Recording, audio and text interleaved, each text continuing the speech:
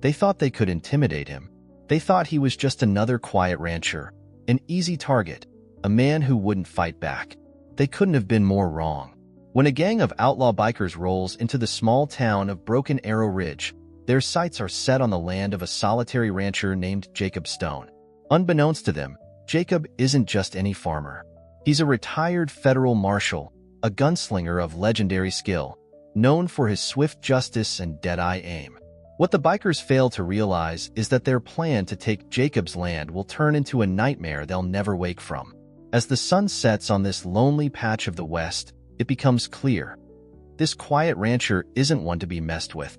Before we continue with the story, tell us where you're watching from. If you like this story, hit that subscribe button and turn on notifications because tomorrow we have a special story for you. The town of Broken Arrow Ridge had always been a place for those who preferred to stay out of the limelight. It wasn't much more than a handful of dusty buildings, a saloon that doubled as a general store, and a few scattered ranches on the outskirts. The people who called it home liked it that way. Quiet, unassuming. As long as you kept to yourself, you could live your life without too much trouble. But trouble, it seemed, had a way of finding even the most remote corners of the world.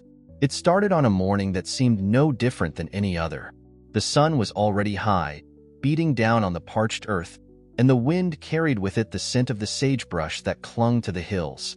Jacob Stone, the lone rancher who lived on the edge of town, was out on his porch, leaning against the frame and sipping his coffee. He didn't have much in terms of company, save for the occasional visit from old friends who remembered the days when he was a Federal Marshal, but he was content. The peace of the land had a way of soothing him, even though he knew deep down that peace, like everything else, could be broken. As he took another slow sip from his cup, the low rumble of engines echoed across the valley, growing louder by the second. Jacob's eyes narrowed as he stood up straight, setting the cup down carefully.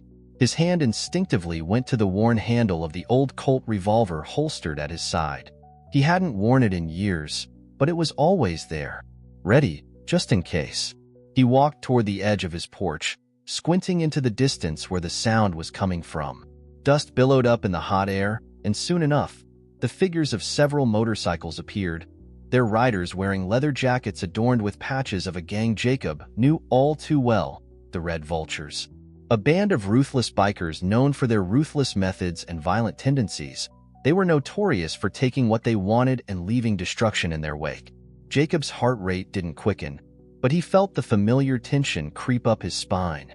The Red Vultures didn't just wander into small towns unless they were looking for something. As the motorcycles roared closer, Jacob's eyes settled on the leader, Hank the Hammer Carson, a hulking man with a scarred face and a reputation for cruelty. The rest of the gang trailed behind him, a collection of men who thrived on intimidation and violence. They pulled up to the edge of Jacob's property, their bikes rumbling to a halt. The air grew thick with the dust kicked up by their arrival. Hank dismounted first, his boots crunching the dirt as he stepped forward, grinning like a wolf that had just spotted its prey. "Morning, old man," Hank called out in a voice as rough as sandpaper. "Beautiful piece of land you got here." Jacob didn't flinch. He merely stood there, his eyes scanning the group with quiet intensity. He knew what they wanted before they even said a word. The Red Vultures were in town to claim what they saw as theirs. And from the look in Hank's eyes, it was clear that Jacob's ranch had caught their attention. "You got a lot of land here. Land that could do a lot better in the right hands," Hank continued, his grin widening. "You've been here a long time, haven't you? Maybe it's time to move on.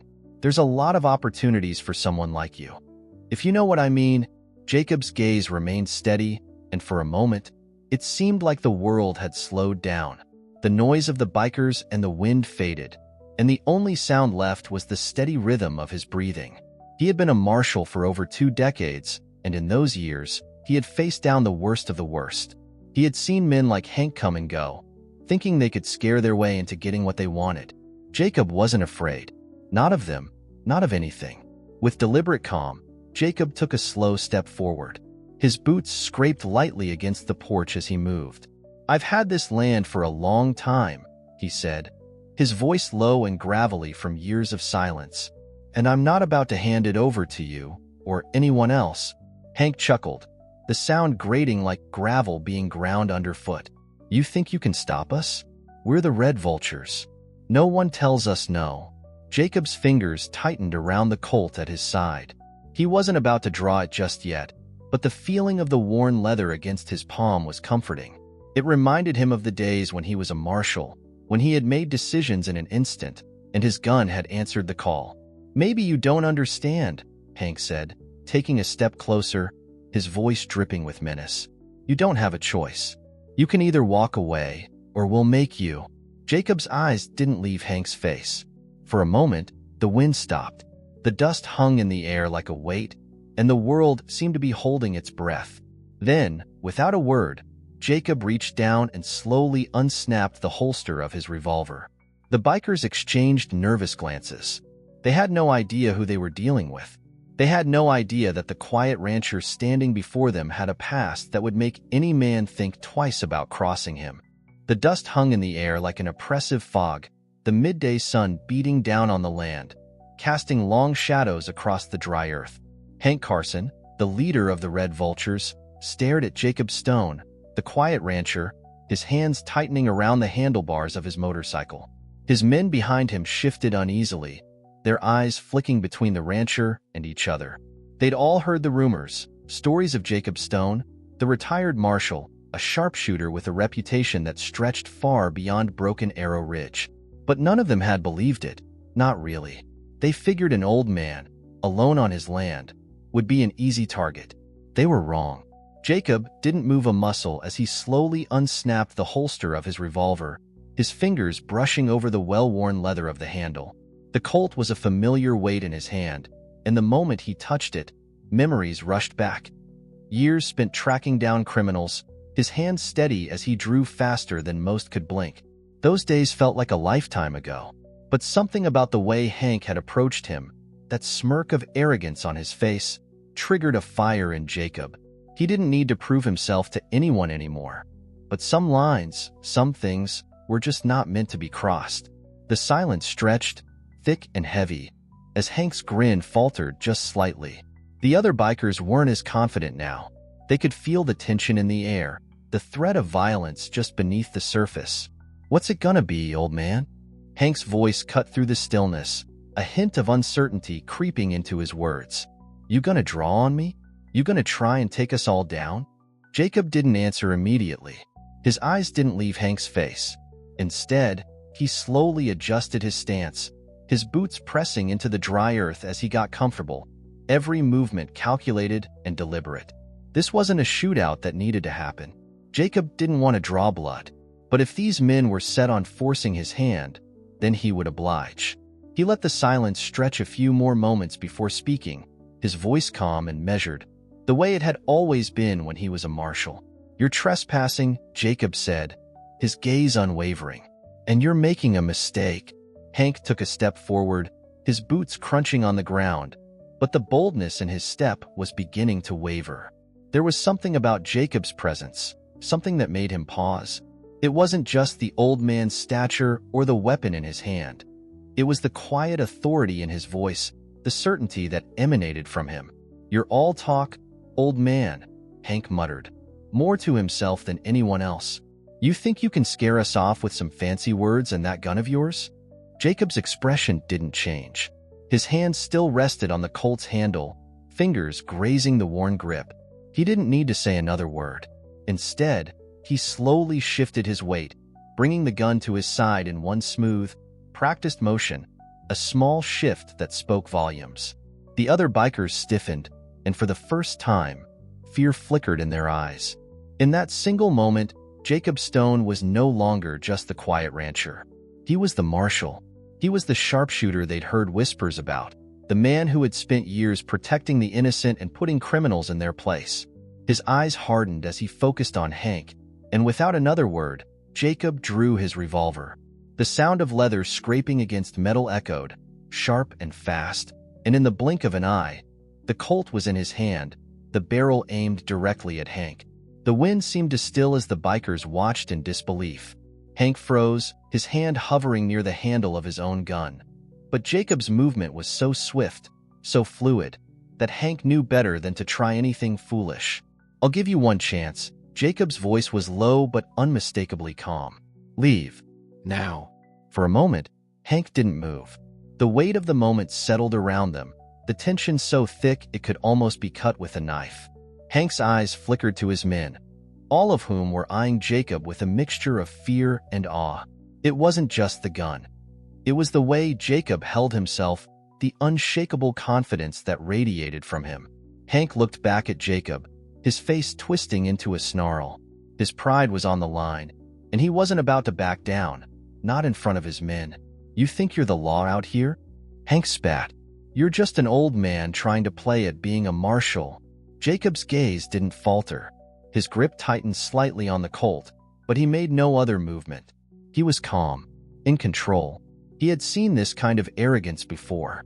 Bikers like Hank always thought they could muscle their way into anything, thinking they could take what wasn't theirs without consequences.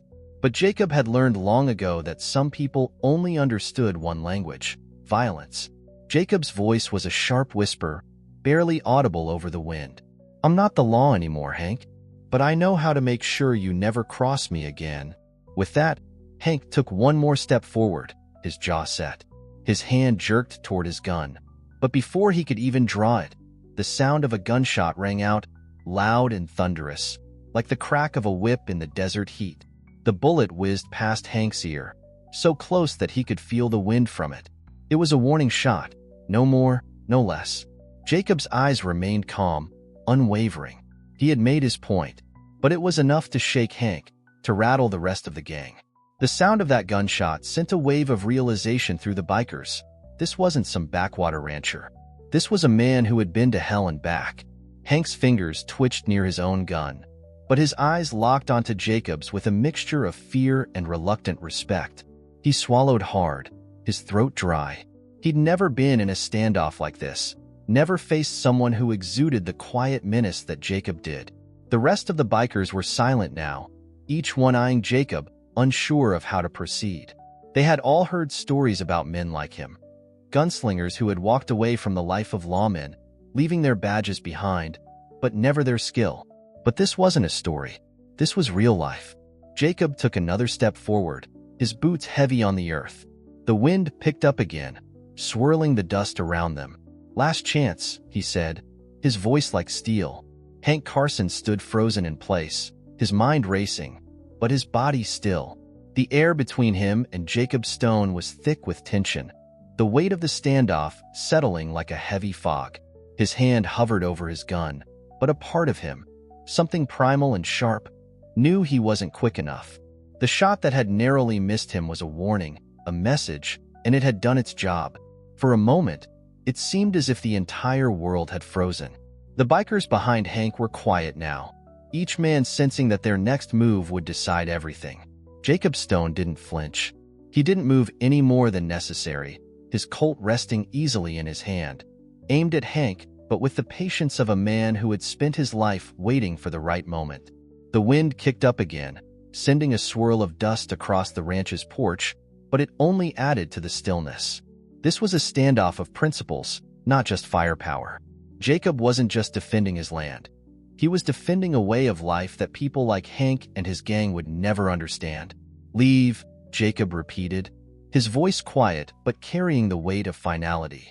Hank gritted his teeth, his hand still hovering by his holster. Every instinct screamed at him to reach for his gun, to fight, to prove that he was the one in control. But Jacob's calm, his unyielding confidence, planted a seed of doubt. Hank could feel the cold edge of reality creeping in. He had underestimated this man, this former marshal who stood before him as if the years had done nothing to dull his edge. Behind Hank, the other bikers stood motionless. No one spoke. Their eyes flickered nervously between Jacob's unblinking gaze and their leader. They had seen their fair share of confrontations, but there was something different about this one. This wasn't just about a fight. This was a man who had lived through 100 of them, and he wasn't backing down. Hank's jaw clenched as the realization hit him. If he made a move now, it would be his last. A cold sweat formed on his brow, his fingers still hovering over his gun, his thumb brushing against the smooth grip. The red vultures weren't used to backing down. But for the first time, Hank wasn't sure if his gang would survive this one. Jacob took another step forward, his boots silent on the cracked earth. The Colt in his hand seemed almost like an extension of his arm. He didn't need to say more. His presence spoke for him. "You've made your choice," Jacob said finally, his voice low, each word deliberate.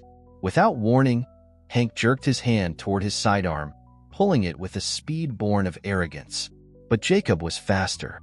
The moment Hank's hand reached for his gun, Jacob's revolver flashed in the sun, and the shot rang out like a thunderclap. Hank's hand stopped mid-motion, and for a heartbeat, the world seemed to hold its breath. Then, Hank's gun was no longer in his grip. It was flying through the air, landing some distance behind him in a cloud of dust. He staggered back, wide-eyed, as the pain in his shoulder hit him like a freight train. The shot hadn't been aimed to kill. It never was with Jacob, but it was more than enough to put Hank down. The bikers watched in stunned silence, unsure of what to do next. Hank grunted, clutching his shoulder, but the look on his face was one of stunned disbelief. "You, son of a..." Jacob didn't give him a chance to finish. With a cold precision that had been honed over years in the Marshal Service, he took a step forward, keeping his Colt aimed at Hank's chest. "You've got two choices now. You can leave, or I can make sure you don't walk off this land."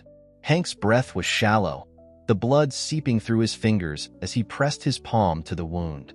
His gangmates looked back and forth between him and Jacob, all of them clearly weighing their options. None of them wanted to be the one to provoke Jacob any further. They were all realizing, far too late, that they had underestimated him in the worst way possible. "Take your men and leave," Jacob repeated. His voice was still calm, controlled. "I'm giving you a chance." Hank's teeth gritted in anger, but the pain from the bullet wound and the fear in his chest told him all he needed to know. His pride was bruised, his body bleeding, and every instinct in him told him that Jacob was not a man to be trifled with. The power dynamic had shifted completely, and now Hank found himself at the mercy of a rancher he had intended to bully. "All right," Hank spat, each word laced with venom. "All right, you win. We'll leave." Jacob didn't lower his gun, didn't even blink. He watched Hank's men closely, making sure none of them would try anything foolish. One of them, a lanky biker with a red bandana, took a step forward, but one glance from Jacob sent him right back into line. "Get him on his bike," Jacob commanded, his voice hard. Hank's gang slowly circled around their leader, helping him to his feet. One of the bikers grabbed his gun and tossed it back to him, though Hank's movements were stiff and slow. His hands still trembled from the pain. He gave Jacob one last hateful look, but he knew he had no choice. They had lost. The Red Vultures had never faced a man like Jacob Stone, and they wouldn't be making that mistake again. With gritted teeth, Hank muttered something under his breath, then turned, signaling his gang to follow him. One by one, the bikers mounted their motorcycles, the engines sputtering to life. They threw one last glance at the ranch, at the silent, steady figure of Jacob Stone standing there, unwavering. As the bikers rode off, the dust settled back into the quiet of the ranch, the sounds of their engines fading into the distance. Jacob lowered his Colt slowly, his hands still steady, his eyes watching the road until they were nothing more than specks on the horizon. He didn't move for a moment longer, his gaze fixed on the land that was his, the land he'd fought for, the land that had once been his home in a different life. He hadn't wanted to kill anyone, and he hadn't. But there was a part of him, a part that had never truly gone away, that felt a little satisfaction, knowing that this quiet rancher had given the Red Vultures a lesson they wouldn't forget. Jacob Stone wasn't just a man who lived in the past. He was still the sharpshooter, the marshal, and anyone who came looking for trouble in Broken Arrow Ridge would find out exactly what kind of man they had crossed. The engines of the Red Vultures' motorcycles faded into the distance, the final sound of their defiant rumble carried off by the wind. The landscape of Broken Arrow Ridge returned to its usual stillness. The dust settled, and with it, the heavy weight of the moment. Jacob Stone stood motionless on his porch, watching as the last of the bikers disappeared over the horizon. He didn't lower his Colt immediately, his fingers still gripping the handle, but his hand was steady now, calm. His chest rose and fell in a slow rhythm, as if the tension had been held there, frozen, only to release now that the threat had passed. The world seemed to open up once more, the wind picking up, sweeping across the dry earth. The familiar scent of sagebrush and dust filled the air, grounding Jacob. But underneath that, a pulse of adrenaline still ran through his veins, a pulse that spoke of the quick reflexes and sharp instincts that had kept him alive all these years. The ranch felt quiet now, in a way that wasn't peaceful. Jacob had spent his life in quiet places, away from the noise, away from the turmoil. But peace in the West, he had learned, was fragile. It was a fleeting thing, something you had to fight for, or else it was gone before you even realized it. With a sigh, Jacob holstered his revolver. The weight of the Colt against his side was familiar, but he felt its presence a little heavier now, as if that one shot, that one warning, had reminded him of just how much he had left behind when he hung up his badge. There were days when he'd wished he could erase it all. The violence, the blood, the memories of a life lived on the edge. But today, he remembered why he had been a marshal. Today, the world had reminded him why a man like him couldn't just fade away into the background. He turned and walked back into the small cabin that had been his home for the past few years. The interior was simple, a few chairs, a small kitchen, a dusty old rifle leaning against the wall. But it was his. It had been his sanctuary, his retreat from the world. He had built a life here, a life that he'd thought would remain untouched by the past. Jacob reached the table, his boots heavy on the wooden floor, and he sat down. His fingers brushed against the edge of a weathered map, a map of the land he had fought so hard to keep. His ranch, his home. It was all he had now. As he sat there, something gnawed at him, a feeling that wasn't quite fear, but something close to it. The bikers had left, but Jacob knew this wasn't over. They were a pack of wolves, and wolves didn't just give up. They would come back. It was only a matter of time before the red vultures regrouped, and when they did, they wouldn't be as careless. They would be smarter. They would be angrier. Jacob wasn't naive. He had been around long enough to know how men like Hank Carson operated. The bikers would find their way back to Broken Arrow Ridge, and next time, they wouldn't be so easy to handle. But Jacob wasn't about to run. He had spent too many years running after criminals, too many years standing tall in the face of men who thought they could control the world. This was his land, his home, and he wasn't about to let anyone take it from him, not without a fight. The sound of hooves outside caught his attention. Jacob's head turned, his eyes narrowing. He didn't know who it was yet, but the rhythm of the horse's gait told him it wasn't just a passerby. It was slow, deliberate, as if the rider was making their way toward the ranch with purpose. Jacob stood up slowly, moving toward the door. His hand instinctively moved to the rifle on the wall, but he stopped himself. It wasn't time for that just yet. Whoever it was, they were getting closer now, the echo of hooves unmistakable in the quiet air. As the rider neared the cabin, Jacob stepped out onto the porch again, his boots creaking as he moved. The sun was lower now, casting long shadows over the land. The rider came into view, a lone figure silhouetted against the fading light. Jacob's eyes narrowed as he recognized the figure. It wasn't a red vulture. It was a man he hadn't seen in years. The rider dismounted, his boots hitting the dirt with a soft thud. He was tall, dressed in weathered clothes, and his face was familiar. It was Marshal Boone Harper, a man from Jacob's past. Boone had been one of the few who had worked alongside Jacob back in the day, someone who had fought beside him through countless rough situations, a man who had earned his respect. But it had been years since Jacob had seen him. Boone had retired long before Jacob, deciding to head out west in search of quieter work. The years had been good to him. He looked older, grayer, but still as sharp as ever. Jacob wasn't sure what had brought him to Broken Arrow Ridge, but it was clear from the look in Boone's eyes that it wasn't a friendly visit. "Jacob," Boone said, his voice rough but steady, as if he hadn't just ridden miles under the hot sun. "I heard what happened." Jacob raised an eyebrow. "What are you talking about?" Boone glanced toward the horizon where the red vultures had ridden off, and then back to Jacob. "You don't think they're just gonna let this go, do you? They'll be back, and they'll come for you this time. Not just for the land, but for pride. And you know how that goes." Jacob didn't answer right away. His hand rested on the porch railing, his mind working over Boone's words.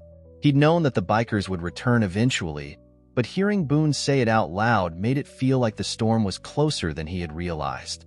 Boone stepped closer, his boots scraping the dry ground. "I came to make sure you're ready, because they're gonna come with everything they've got." Jacob gave him a slow nod. "I'm ready." Boone gave him a grim smile, but there was something in his eyes, a quiet understanding. "We both know how this ends, Jacob, so let's make sure we don't go down easy."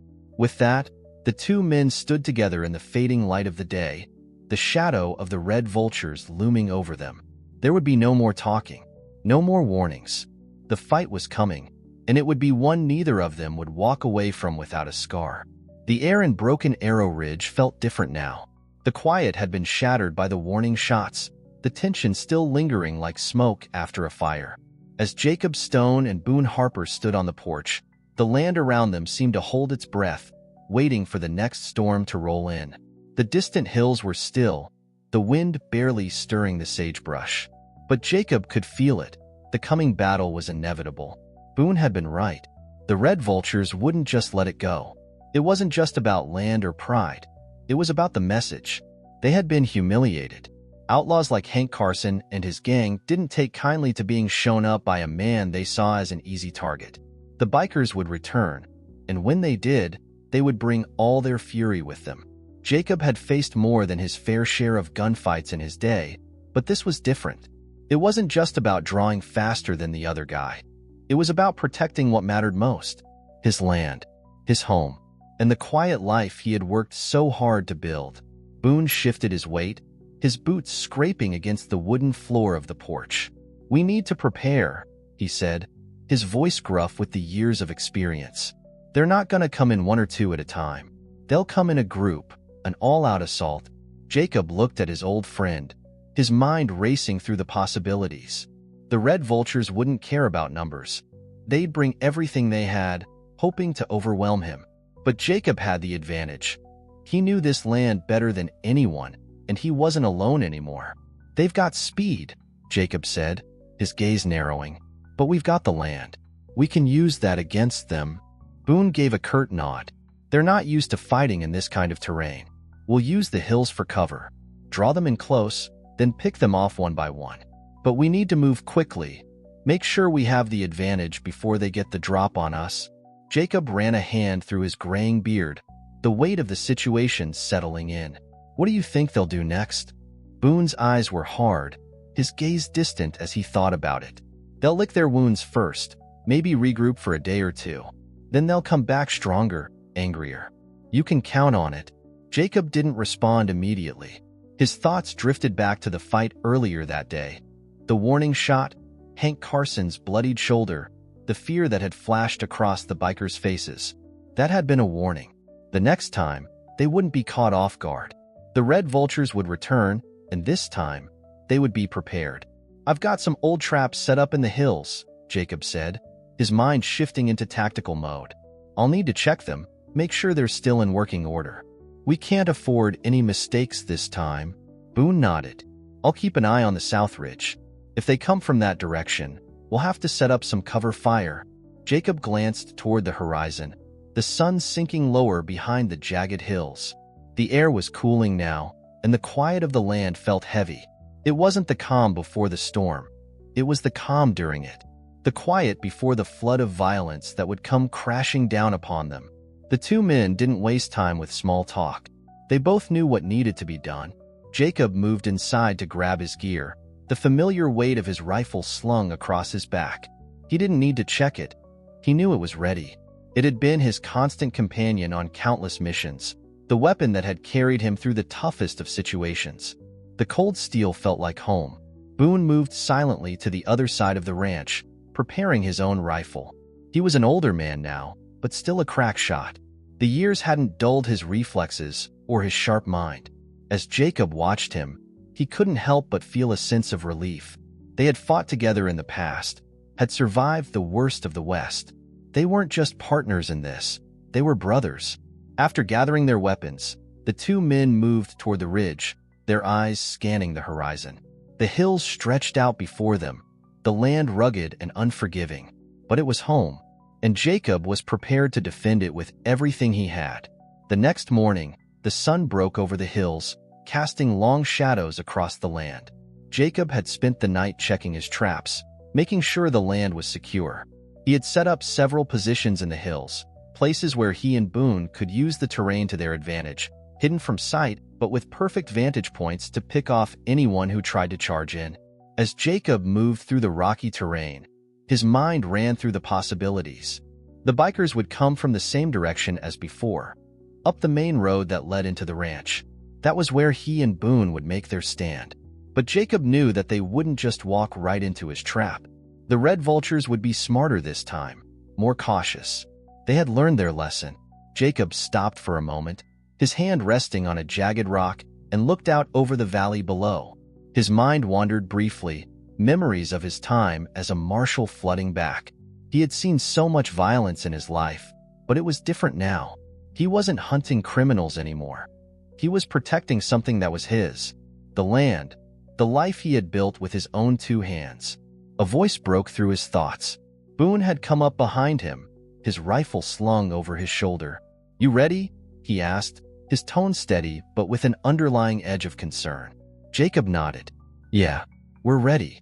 Just waiting for them to make their move."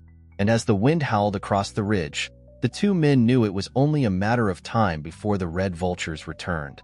When they did, it wouldn't be just a battle for land. It would be a battle for survival. The morning sun climbed higher in the sky, casting a harsh light over the rugged landscape of Broken Arrow Ridge. The hills seemed to stretch on forever, the dust rising from the dry earth like smoke in the heat. It was a land that could swallow a man whole, a place that had been shaped by time and the elements. And now, it was about to play host to a battle, one that would decide whether Jacob Stone could keep the life he had fought so hard to build, or whether the red vultures would rip it from him. Jacob stood at the edge of the ridge, his eyes scanning the horizon, his fingers grazing the cool steel of his rifle. Boone was a few yards away, his eyes trained on the south, watching for any signs of movement. The two men had spent the morning setting up their positions, carefully placing themselves in the hills where they could watch the main road leading into the ranch. They knew the red vultures would return soon. They could feel it in their bones. The bikers weren't just out for revenge, they were out for blood. Boone was the first to speak, his voice low and cautious. "I don't like this silence. It's too quiet." Jacob didn't answer right away. He had learned a long time ago to trust his instincts. The air felt heavy with the promise of something coming, a storm that had yet to break. He glanced toward the horizon, his eyes narrowing as he searched for any signs of movement. There was nothing, no dust rising, no shadow shifting. The land stretched out before him, empty. "They'll come," Jacob said, his voice steady but with a trace of weariness. "They're out there, waiting for the right moment. But when they do, we'll be ready." Boone nodded but didn't say anything. Both men knew what was at stake. The red vultures had already shown their hand. They wouldn't make the same mistake twice. Jacob had injured their leader, Hank Carson, and that kind of humiliation was not something they would forget. They would be planning something big, something that would force Jacob and Boone to reveal their positions. As the day wore on, the quiet only deepened, and Jacob felt the weight of it.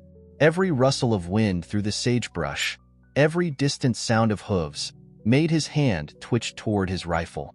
The land was like a living thing to him, and in moments like this, it felt like it was holding its breath, waiting for something to happen. Just as the sun began to dip lower in the sky, a faint rumble reached their ears. The sound of engines. At first, it was just a low hum, barely audible over the wind.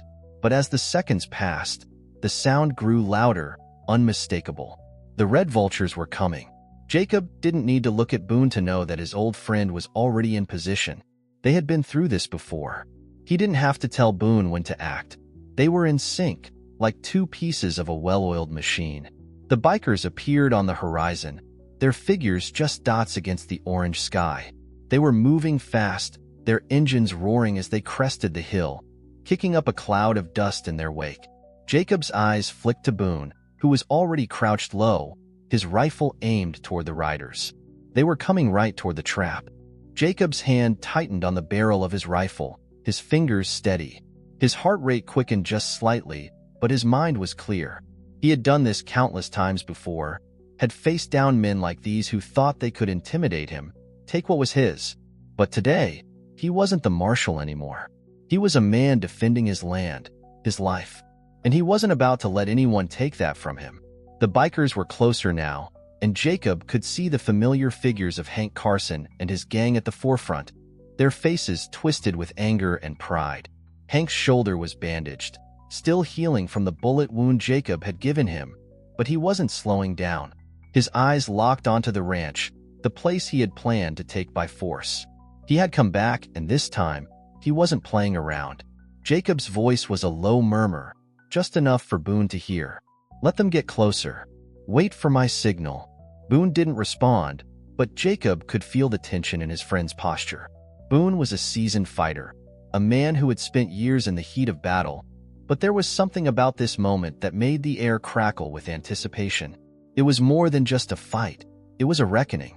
The bikers didn't slow down as they neared the entrance to Jacob's property. They roared past the first few markers Jacob had set up, nothing but distractions meant to make them think they had the advantage. Hank Carson led the charge, his grin wide as he looked at the ranch just ahead, imagining the wealth he would claim once the land was his. Jacob's eyes narrowed as they passed the first trap. A few more yards, and they would be right in the heart of it. "Now," Jacob muttered. In an instant, Boone's rifle cracked through the silence, a loud report that shattered the tension. The shot was precise, a single bullet that took down one of the bikers at the rear of the group. The man's body jerked backward, falling from his bike in a lifeless heap. The rest of the gang swerved in surprise, their motorcycles jerking to the side as they tried to regain control. It was chaos, just as Jacob had planned. Jacob wasted no time. He aimed his rifle, adjusting for the distance, and fired. His shot found its mark in the chest of a second biker, sending him flying from his bike and skidding across the dirt. The remaining bikers scattered, trying to regroup, but it was too late. Jacob and Boone had already taken the initiative, and the advantage was theirs. Hank Carson roared in fury, his bike screeching to a halt as he turned to face the direction of the shots. He knew, even from this distance, that his gang was already in trouble. The wind kicked up around them, swirling the dust into the air, and Hank's eyes blazed with rage as he realized what had just happened. But Jacob wasn't done yet. He had set the perfect trap, and now it was time to close the net. Boone fired again, his shot hitting one of the bikers square in the leg, sending him tumbling off his bike. The remaining bikers were losing their momentum, their formation crumbling as they tried to retreat, but Jacob's rifle was always a step ahead.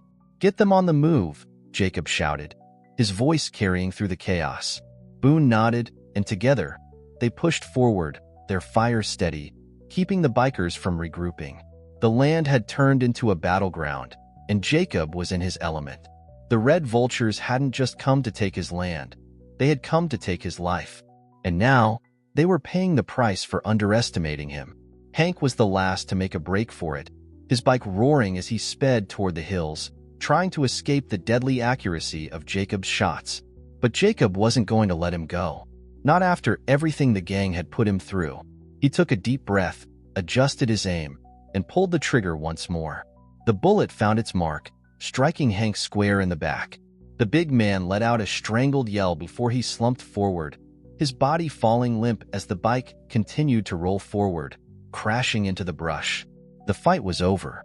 Jacob and Boone stood together on the ridge, their rifles lowered as they watched the last of the bikers flee, their once proud gang broken and scattered.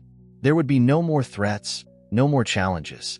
The Red Vultures had learned the hard way that Broken Arrow Ridge wasn't a place for the weak, and neither was Jacob Stone. But Jacob knew this wasn't the end. The West was a harsh place, and there would always be another fight on the horizon. The question was, would he be ready? The dust from the battle still hung in the air, swirling lazily in the warm afternoon breeze, settling over the abandoned motorcycles and the silent bodies of the Red Vultures. The land was still, but Jacob Stone knew better than to think the fight was over. The bikers had scattered for now, but that didn't mean they wouldn't return, regrouped and with a thirst for revenge. They'd been beaten, humiliated, But there was a part of them, an ugly, stubborn part, that would make them come back for more. Jacob holstered his rifle, his movements slow and deliberate. The adrenaline was still pumping through his veins, but he knew he had to remain calm. Boone was already moving toward the bikers' bikes, checking for anything useful. Jacob glanced over at him, taking in the sight of his old friend, lean and weathered, but still sharp as ever. "You think this is the last time they'll come for us?" Jacob asked, his voice low but steady, as if he was already mentally preparing for the next round. Boone glanced up from the wreckage, his eyes narrowing as he surveyed the area. "No, I don't think it is," he said, his voice gravelly. "We got the drop on them this time, but they'll regroup. They're not the type to just walk away from a loss like that. We'll have to be ready for them when they do." Jacob nodded. He had known that, of course. The Red Vultures were a gang of outlaws. They didn't play by the rules. They weren't interested in just walking away from a fight. And even though they had taken a heavy blow today, Jacob knew they would come back. When they did, he would be ready for them. For now, though, the immediate danger had passed. The gang was broken, scattered. Hank Carson, their leader, was out of the picture, at least for the time being. That alone would give Jacob and Boone some breathing room. It wasn't much, but it was enough. "We need to get the bodies off the road," Jacob said, his eyes scanning the wreckage. "We don't want any more surprises." Boone nodded, and the two men set to work. It wasn't a task they relished, but it was necessary. The dead bikers needed to be moved, their bikes cleared out of the way, and they needed to secure the area in case any of the survivors came back looking for revenge. Boone was quick and efficient, his rifle slung across his back as he moved the bodies of the fallen bikers. Jacob worked beside him, his eyes scanning the hills for any sign of movement.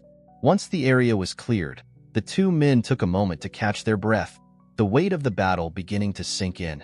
The ranch was quiet again, but it felt different now.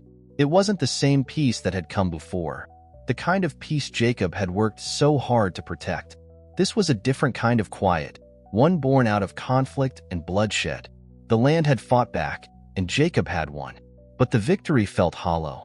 Jacob looked over at Boone, his eyes narrowing as he studied the other man's weathered face. "You ever think we'd end up like this?" he asked, his voice rough. Boone let out a quiet chuckle, though it was tinged with a bit of bitterness. "I don't think any of us ever really expected it to come to this.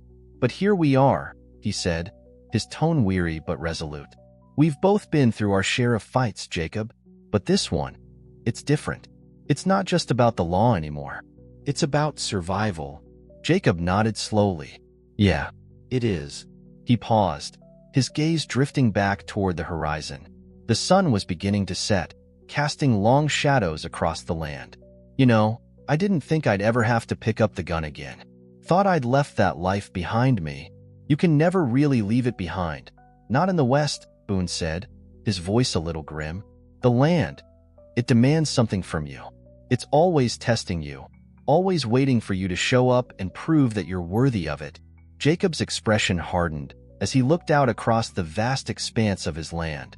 He had fought for it before, in his days as a marshal, and now, once again, he found himself fighting to protect it. The life he had built here, one of solitude, peace, and quiet, was in constant danger. He had known that, but the reality of it was something different.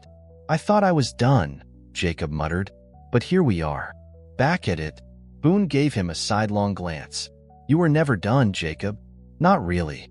You just needed a reason to fight again. And these bikers, they gave you that." Jacob's jaw tightened as he turned away, looking down at the dirt beneath his boots. He wasn't sure if Boone was right, but something about it rang true. Maybe he hadn't been done. Maybe he had just been waiting for the right moment to return to the fight. And if that was the case, then he had a feeling the next chapter of his life was about to unfold in ways he couldn't predict. As the sun dipped lower behind the hills, the two men stood together in silence, each lost in their own thoughts. The wind shifted, and Jacob felt the familiar weight of his rifle against his back. It was a comfort, but it was also a reminder. The quiet rancher was no longer just a rancher. He was a man of action, a man who had seen the worst the world had to offer and had lived to tell the tale. But the red vultures hadn't been the only threat in the West. Jacob knew that. The land was full of dangers, and trouble had a way of following men like him. If the bikers didn't return soon, someone else would.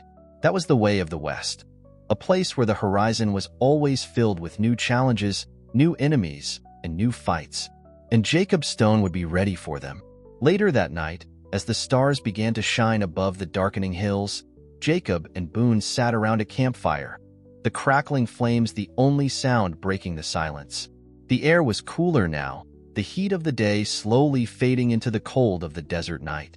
The warmth from the fire did little to erase the weight of the day's events, but it was a small comfort. They hadn't won the war, but they had won today. Boone broke the silence, his voice thoughtful. You know, there's always a price to pay for all of this. For the land. For the life we've chosen. Jacob's eyes flicked toward the fire. I've paid my price, he said quietly. I've paid it 100 times over. Boone didn't answer, but the silence between them spoke volumes. They both knew the cost of living in a place like this. The land demanded everything from its inhabitants. And sometimes, even when you fought with everything you had, it wasn't enough to keep it. But for now, it was enough to keep the red vultures at bay. At least for a little while. The night was a blanket of stars overhead, the cold desert air cutting through the silence of the ranch. The fire crackled and popped, casting long shadows on the ground as Jacob Stone sat back, the warmth from the flames a fleeting comfort against the chill that seemed to seep deeper the longer he stared into the fire. Boone Harper sat beside him, his hands clasped around a worn mug of coffee, his eyes lost in thought. Neither of them spoke for a while, both of them lost in the weight of the day's events. The red vultures were gone for now, but Jacob knew they would be back. Boone had been right. Their pride wouldn't let them rest. They'd lick their wounds, regroup, and when they returned, it would be with a vengeance. Jacob wasn't afraid. He hadn't been afraid in a long time. But he knew that the life he had worked so hard to rebuild, the peace he had found in the dust and the sagebrush, could be shattered in an instant. Do you ever wonder, Jacob, Boone said suddenly, his voice low, if we're just chasing ghosts? Jacob turned toward him, raising an eyebrow. Boone's tone was thick with weariness, but there was something else there too, something deeper. Ghosts? Boone nodded, his gaze distant. Yeah, ghosts from our past. Things we thought we could outrun. I mean, look at us.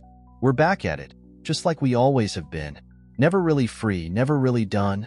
Jacob didn't answer right away. He had never been one to dwell on the past. It was too painful, too full of memories he had spent a lifetime burying. But Boone's words struck a chord. There was truth in them.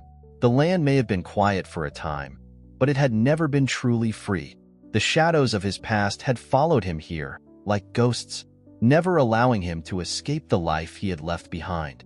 You ever wish you could go back? Boone asked, his voice barely more than a whisper. Start fresh. Do things differently? Jacob's gaze flickered to the fire, his eyes narrowing. I can't change what's been done, he said quietly. I can only move forward. Boone let out a heavy sigh, his shoulders slumping. Yeah, I guess we're both just trying to outrun the past. But it catches up with us, doesn't it? Jacob didn't respond. Boone had never been one to talk much about his own past, but Jacob knew enough. They had both walked the same hard roads in their time as federal marshals, roads that were stained with blood, decisions made in the heat of battle that still haunted them to this day. But they had left that life behind, hadn't they? Or so they thought. Jacob turned his eyes to the stars, his mind wandering back to a time when he had been a marshal, when he had worn the badge with pride, when he had believed in the law and justice. But those days felt like they belonged to someone else now, someone younger, someone with hope in his heart. Back then, he had believed in doing what was right. He had believed in protecting the weak, the innocent. But that had changed the day he had lost his partner in the line of duty, when the violence of the world had taken something from him that he could never get back. He had left the badge behind, but he had never been able to leave the violence, the loss. It had followed him here, to this quiet ranch in the middle of nowhere. I didn't come back to this life, Boone, Jacob said finally, his voice distant. I came here to leave it behind. Boone didn't answer at first. He just stared into the fire, the flickering flames reflecting in his tired eyes. Jacob could see the weight of those unspoken words between them, the things they had both done, the choices they had made. There was no running from it. But the red vultures weren't the only ghosts that haunted him. No, there was another, one that was far older, far more dangerous. A ghost from his past that had nothing to do with the gang.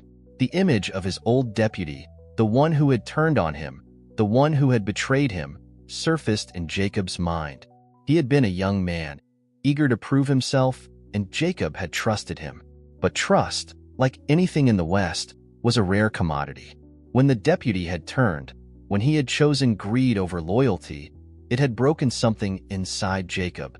The betrayal still stung, even all these years later.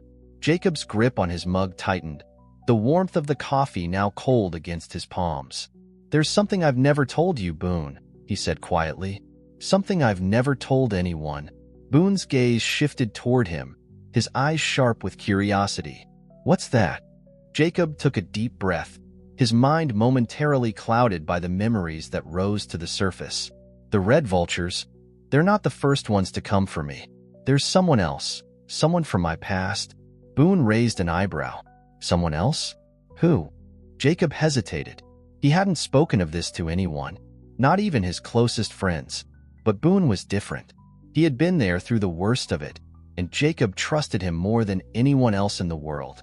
"It's a man I used to work with," Jacob said slowly, his eyes distant. "A man I once called a friend. But he turned on me, Boone. He was the one who sold me out. And he's the reason I walked away from being a marshal." Boone didn't say anything, but the look in his eyes told Jacob that he understood. Betrayal was something no man could ever fully escape. The pain lingered like a scar, invisible to others, but always there. And now, Jacob continued, his voice barely more than a whisper, "I think he's come back. The red vultures? They're his new crew.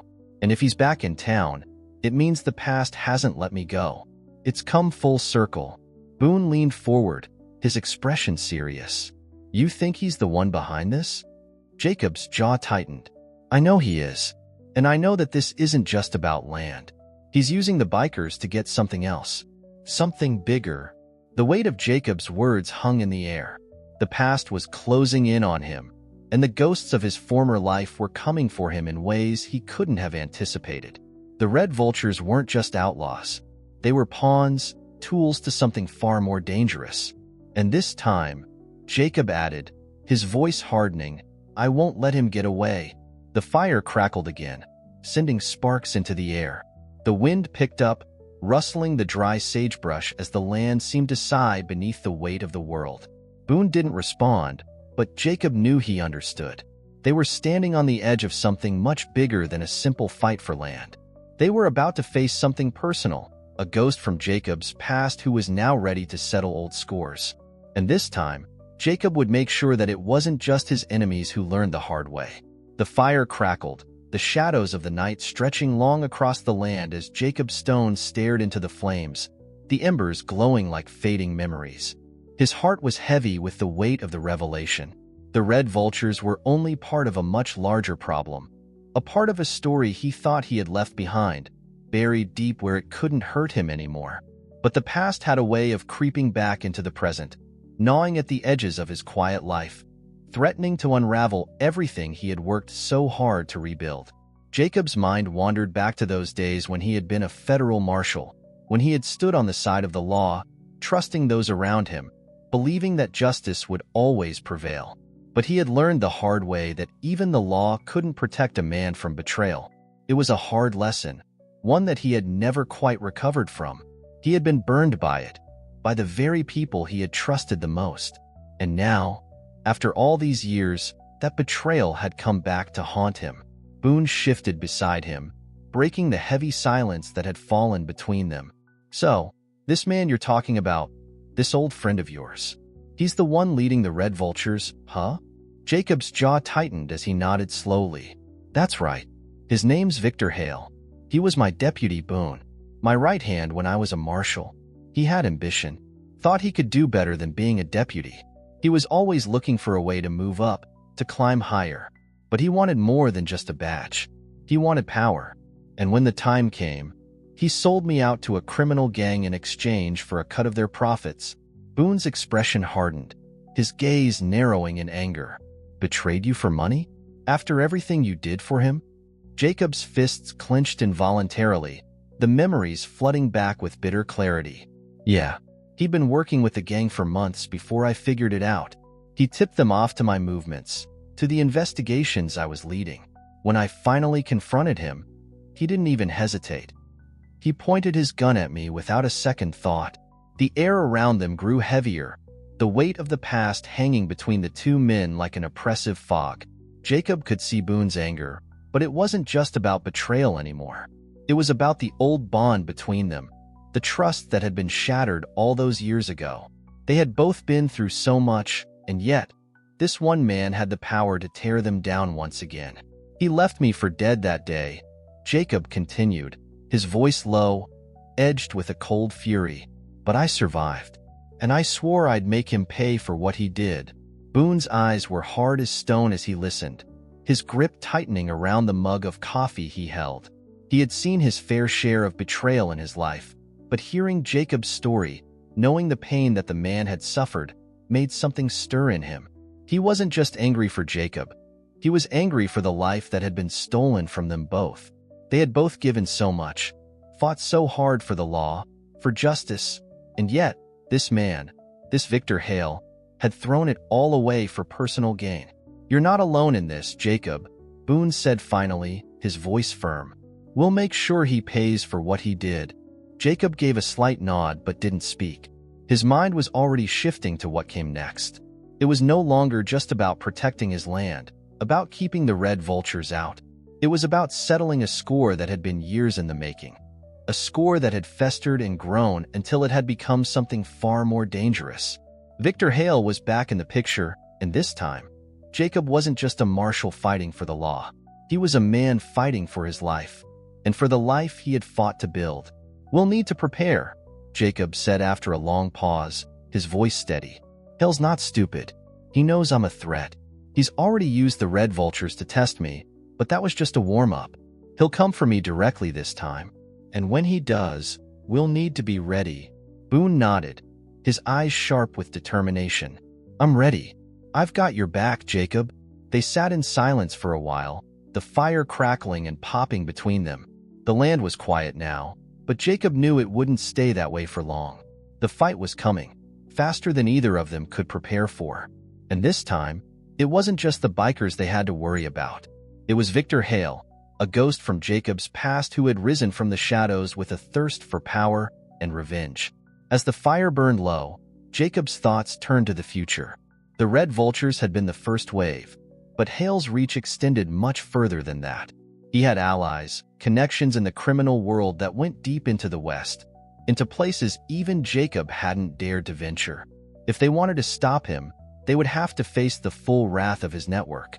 They would have to be smarter, quicker, and more ruthless than ever before. We need to find out where Hale is hiding, Jacob said, his voice steady but with an edge of urgency. He's not going to come straight at us, not yet, but we need to find out where he's making his next move. Boone's gaze never wavered. I've got some old contacts, he said. I'll see if I can get word on his whereabouts. But Jacob, this won't be easy. Hale's got more than just bikers at his disposal. He's a man with connections, and he's been playing this game for a long time. Jacob's eyes darkened, but there was no hesitation in his voice when he spoke.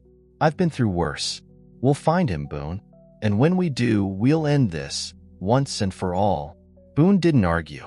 He had seen Jacob in action, had seen the man fight with a cold, calculated precision that most could only dream of. But this wasn't just about survival anymore. It was about justice, about righting the wrongs of the past.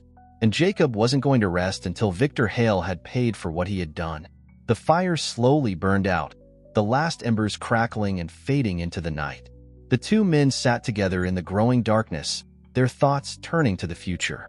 The coming storm would be their greatest test. They knew the fight was far from over, but Jacob Stone was ready. And this time, he would make sure his ghost from the past didn't get away. The night felt colder now, a chill creeping over the land as the last embers of the fire fizzled out into the darkness. Jacob Stone sat still, his eyes fixed on the dimming glow in the fire pit, his thoughts as deep and heavy as the night around him. The moment that had been brewing for years was now upon him. Victor Hale, the ghost from his past, had come back into his life, and this time, Jacob wasn't going to let him slip through his fingers again. Boone Harper sat beside him, the silence between them thick with anticipation. They both knew the battle was far from over, and they both understood the gravity of what lay ahead. Victor Hale was more than just a man from Jacob's past.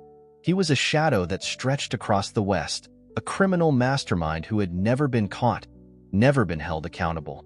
But Jacob wasn't about to let him fade into the darkness again. "We can't wait for him to make the first move," Jacob finally said, his voice low and steady. "We need to find him, Boone, and we need to do it fast." Boone shifted beside him, his hand resting on the handle of his rifle. "I've got some contacts, like I said. There's an old informant in town, a guy who used to run with Hale's crew. He might know where he's hiding." Jacob nodded. "Get word to him. Tell him we're looking for Hale. And tell him that if he knows where he is, now's the time to speak up." Boone stood, his movements sharp and purposeful. "I'll head into town first thing tomorrow morning. Stay here, keep watch. I'll bring back what I can." Jacob didn't say anything. He didn't need to. They had both been through enough battles to know that words weren't always necessary. Boone was resourceful, and Jacob trusted him. But this time, things felt different. The weight of the situation was heavier. Hale had been lurking in the shadows for too long, and now he was ready to strike. The stakes were higher than ever. Jacob stood, stretching his arms and taking a deep breath. The night air was cool against his skin, a welcome relief from the heat of the day. As he looked out over his land, he knew that everything was about to change. The peace he had fought so hard to protect was on the line. And this time, it wasn't just a gang of bikers coming for him. It was a man who knew him, a man who had once been his trusted deputy, and now a man who wanted revenge. Jacob didn't mind the idea of a fight. He had lived for it in the past. But what weighed on him wasn't the battle itself. It was what would happen when he finally came face to face with Hale again. It wasn't just the betrayal. It wasn't just the life they had both lived. It was the feeling that something had been lost, something deeper than just loyalty, something he didn't think he would ever get back. Boone returned shortly before dawn, his expression hard and tired. "Got word from the informant," he said, his voice low. "Hale's holed up in an old mining town just west of here. It's abandoned. No one's been there in years. But he's been spotted there, along with some of his men." Jacob's eyes narrowed, the familiar spark of determination igniting in his chest. "That's where we'll go. No time to waste." Boone gave him a nod, but his face was serious. "We need to move quickly. Hale's not going to sit around waiting for us to catch up. He'll be expecting us to come after him. We need to be smart about this." Jacob's hand went to the rifle slung across his back. "I've always been smart, Boone. This time won't be any different." They set off immediately, riding through the desert, the morning sun already beating down on them. The road to the old mining town was long and treacherous, the land barren and unforgiving. As they traveled, Jacob couldn't help but feel the weight of the journey on his shoulders. This wasn't just about bringing a criminal to justice. This was personal. The town they were heading toward was a ghost of its former self. Old buildings crumbling in the dust, empty streets that had once been filled with miners looking for riches. Now, it was a place forgotten by time, a place that had been abandoned after the last of the gold had run out. But Jacob knew it was more than just a ghost town now. It was a fortress. It was where Victor Hale had decided to make his stand. When they reached the outskirts of the town, they dismounted and surveyed the area from a distance. The buildings were quiet, but Jacob could feel it, the tension in the air. He had been a lawman long enough to recognize when something was wrong, and there was something wrong here. The silence was too thick. The absence of life was louder than any gunshot. Boone whispered, "We should split up. You take the north side, I'll take the south. We'll find him." Jacob's eyes scanned the area, the familiar hum of danger running through him. He nodded. "Stay alert. And don't take unnecessary risks. We don't know how many men he has with him." The two men moved cautiously, splitting up as they crept toward the abandoned buildings. Jacob's senses were on high alert, his hand hovering near the grip of his revolver. The town seemed dead, but that only made him more wary. A trap could be laid anywhere. As Jacob moved through the ruins of the town, his footsteps echoing in the empty streets, he kept his mind sharp, his every instinct telling him to stay focused. He had to find Hale. He had to stop him before Hale got the chance to make his next move. Then, as he rounded a corner, he saw him. Victor Hale. The man stood tall, his back to Jacob, staring out over the empty town. His clothes were faded and worn, but there was no mistaking him. Hale's face was the same as it had been years ago. The same cold eyes, the same twisted grin. Jacob's heart pounded in his chest, but he didn't move. He knew better than to rush in. The man he was facing was dangerous, and Jacob wasn't going to make the same mistake twice. Hale must have sensed something because he turned slowly, his eyes locking onto Jacob's. "So, we meet again," Hale said, his voice smooth, almost mocking. "Did you really think you could outrun the past, Jacob?" Jacob's grip on his revolver tightened, but he didn't draw it. "Not yet. I didn't come here to run," Jacob replied, his voice low and controlled. "I came here to end this, once and for all." Hale's grin widened, but there was no humor in it. "You think you're the only one who's been running from the past, Jacob? You think you can just walk away from all the things we've done? From all the blood we've spilled?" Jacob's eyes burned with the intensity of a man who had lived through his worst nightmares. "I didn't run. I just stopped chasing ghosts." Hale's expression darkened, and in a flash, his hand shot to the revolver at his side. But Jacob was faster. Before Hale could even draw, Jacob's revolver was in his hand, aimed straight at Hale's chest. "I'm done running," Jacob said, and this time, he wouldn't let the ghost get away.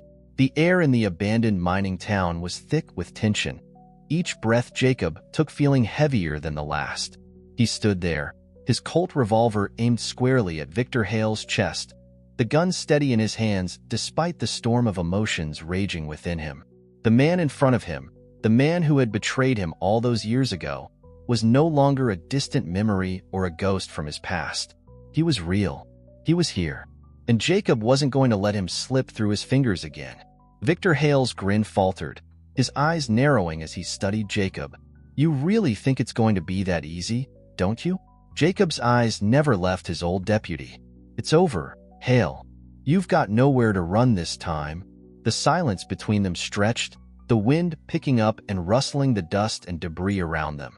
Jacob could feel his heart pounding in his chest, but his hand remained steady, his fingers wrapped firmly around the grip of his revolver. This wasn't a man he could just talk to. This wasn't a man he could reason with. Hale had made his choices, and now, Jacob was going to make his. Hale's eyes flickered to the sides, calculating. His hand hovered near his own revolver, but Jacob was faster. He always had been. Jacob's voice was low, his words carrying the weight of a lifetime of regret and anger. "Don't even think about it." Hale chuckled, a low, rasping sound that did nothing to ease the growing tension. "You know, you were always a good marshal, Jacob, but you were too damn soft. Too trusting." His eyes flickered with a dark amusement. "You still think you're the good guy, don't you?" Jacob's gaze hardened. "I've never been the good guy, Hale. I just do what needs to be done." For a moment, Hale seemed to consider that.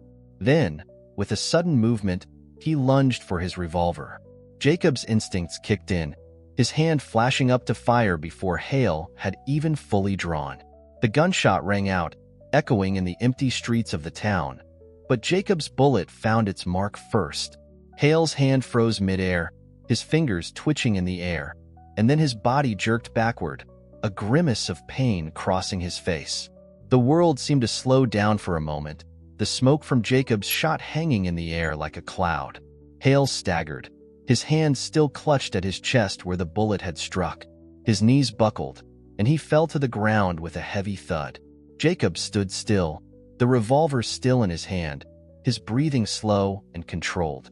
He had always known this moment would come, but there was no satisfaction in it.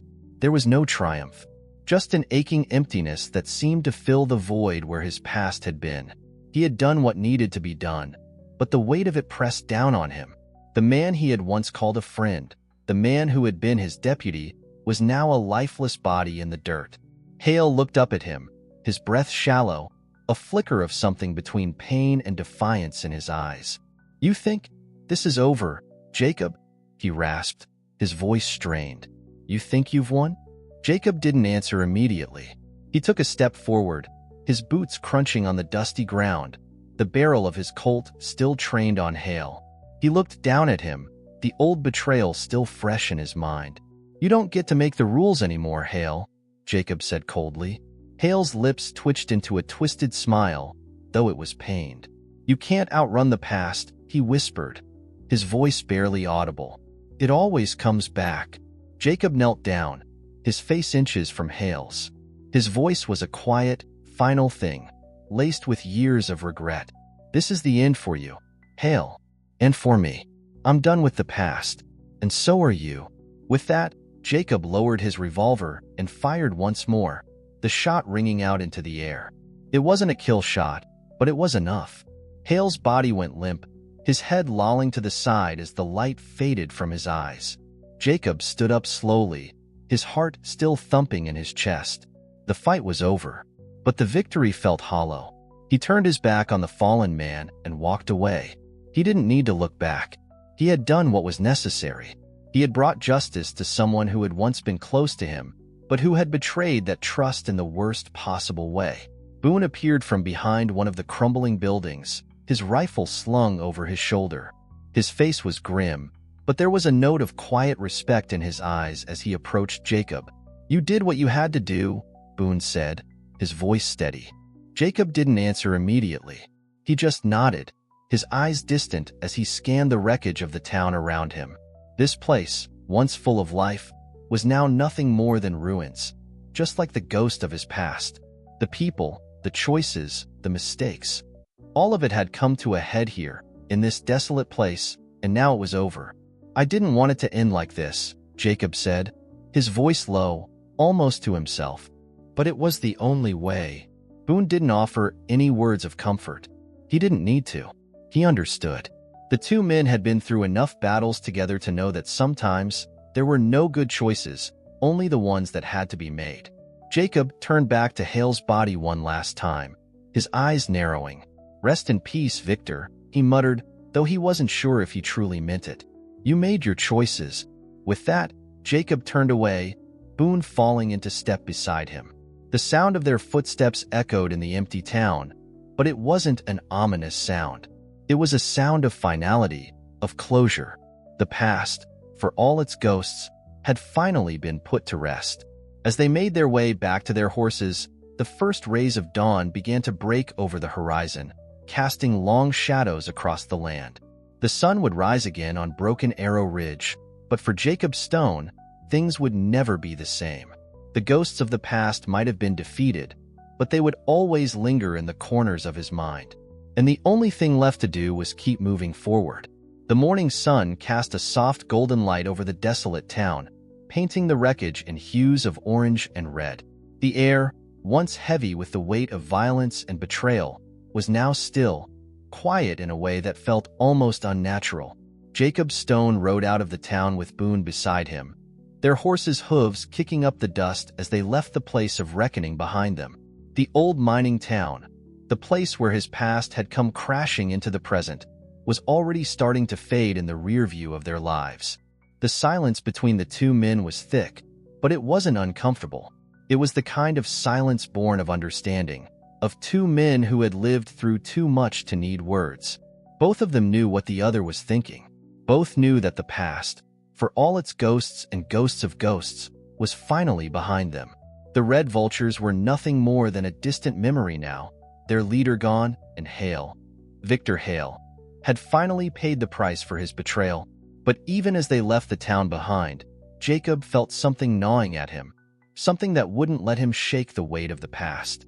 The sense of relief that had come after the final confrontation was already beginning to give way to something darker. The victory, though earned, felt incomplete. The ghosts were gone, but the scars remained. They rode in silence for hours, the rolling landscape stretching out before them. The rugged hills and sparse vegetation seemed endless, as if the land itself had no beginning or end. Just miles and miles of open space, of solitude.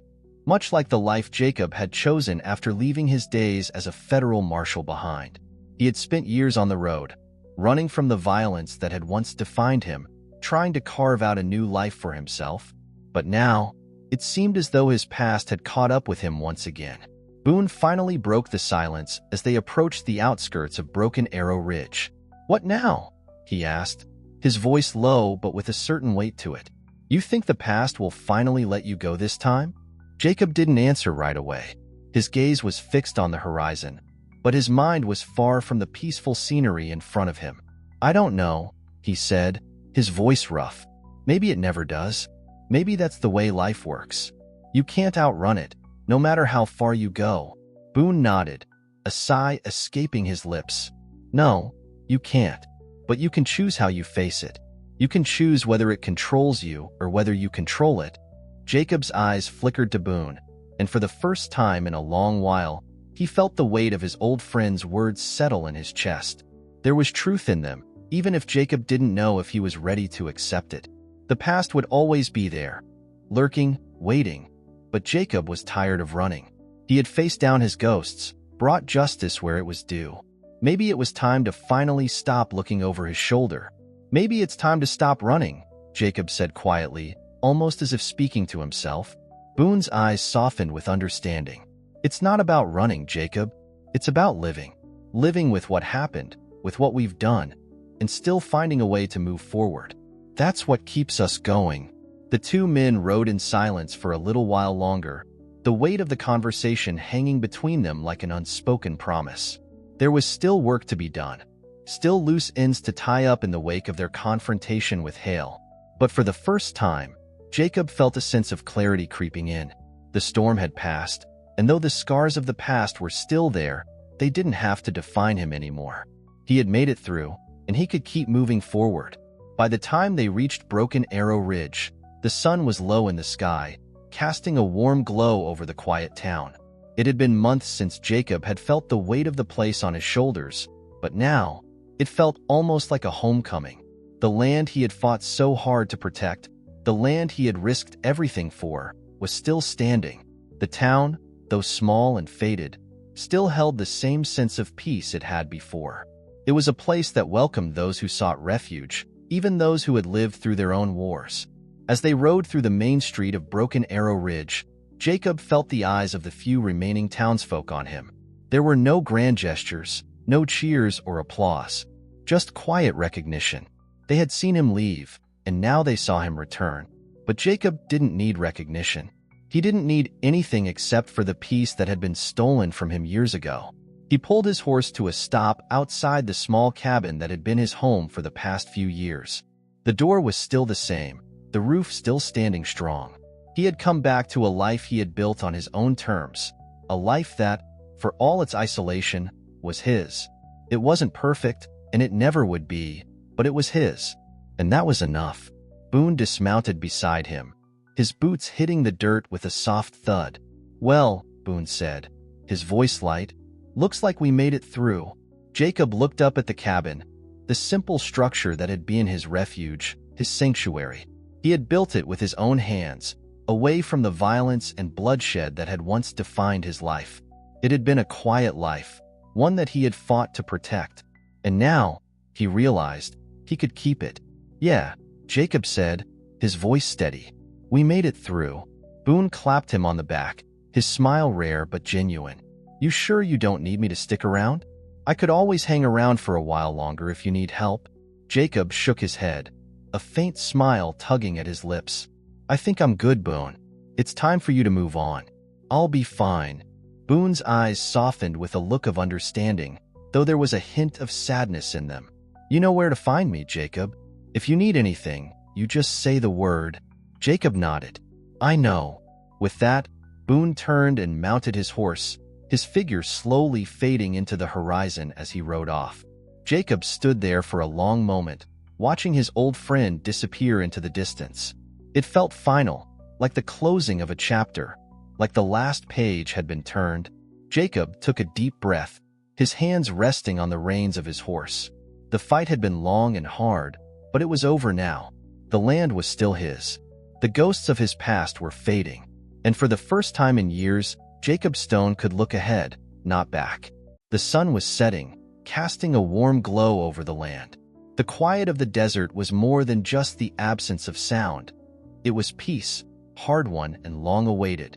And Jacob Stone, the quiet rancher, finally allowed himself to believe that maybe, just maybe, the past was behind him.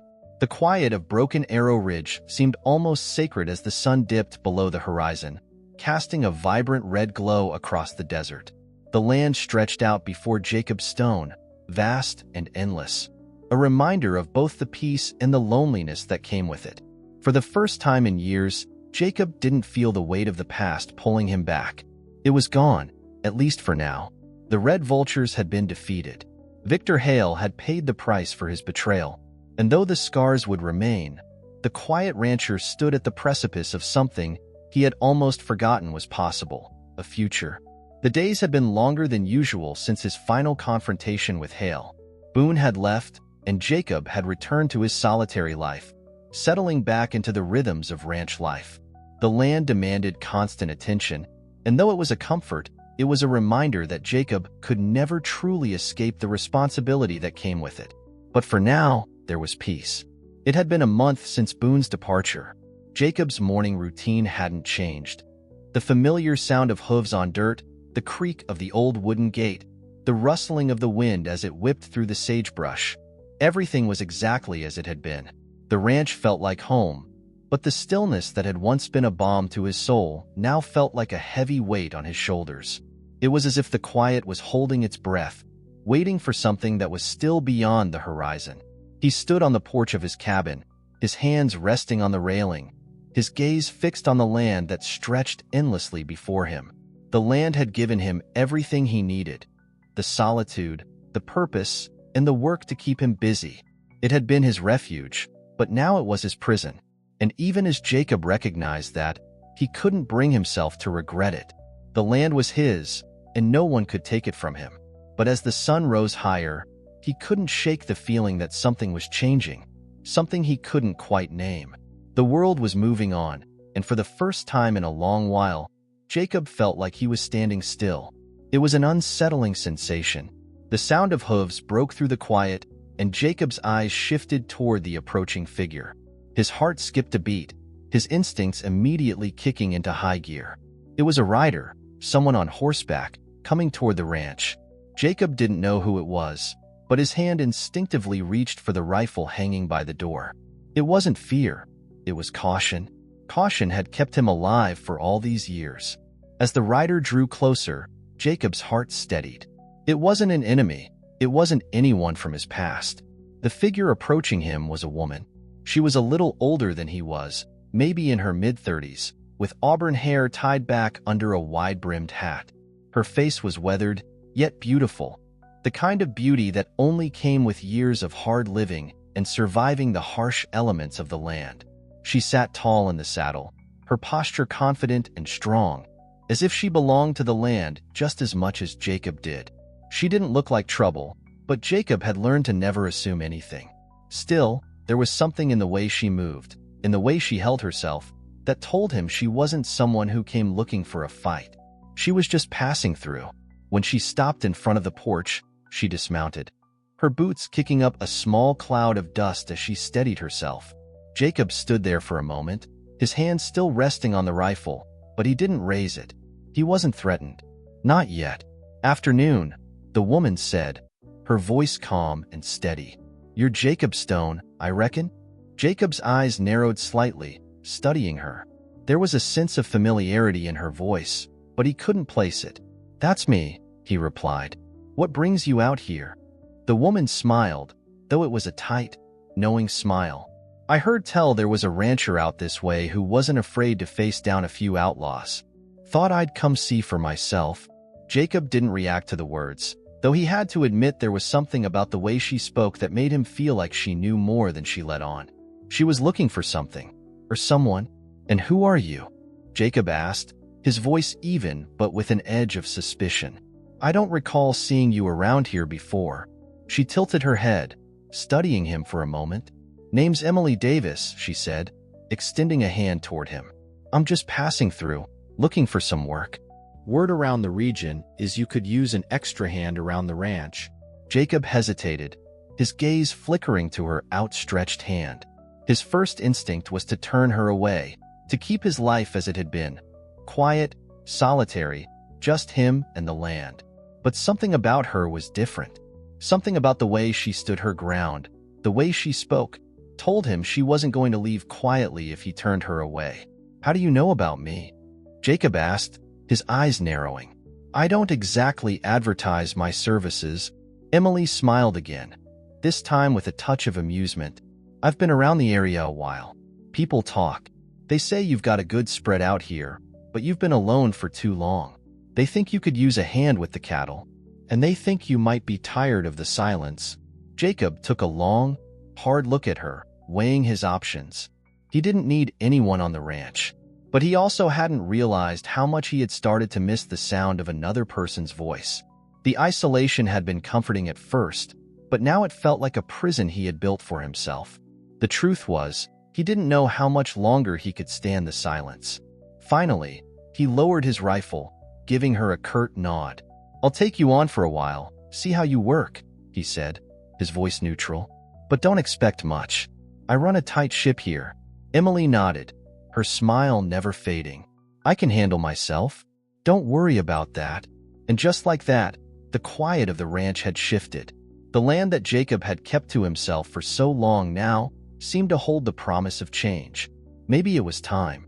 Time to let someone in. Time to stop running from the past and start living again. The sun climbed higher as Jacob and Emily began to walk toward the barn, the first steps of a new chapter unfolding before them. And as the wind shifted, Jacob felt something else, a quiet sense of hope. The past might never be fully behind him, but maybe that was okay. Maybe, just maybe, he could learn to live with it and keep moving forward. The days had become longer since Emily Davis arrived at the ranch, and Jacob Stone found himself adjusting to the rhythm of having another person around. It wasn't just her presence, though. It was the way she worked, the ease with which she had slipped into the demands of ranch life, taking to the cattle and the land as if she had been doing it for years. She was strong, steady, and unafraid of hard work, and Jacob couldn't help but respect that. There were moments when they worked side by side, when Jacob found himself enjoying the quiet companionship.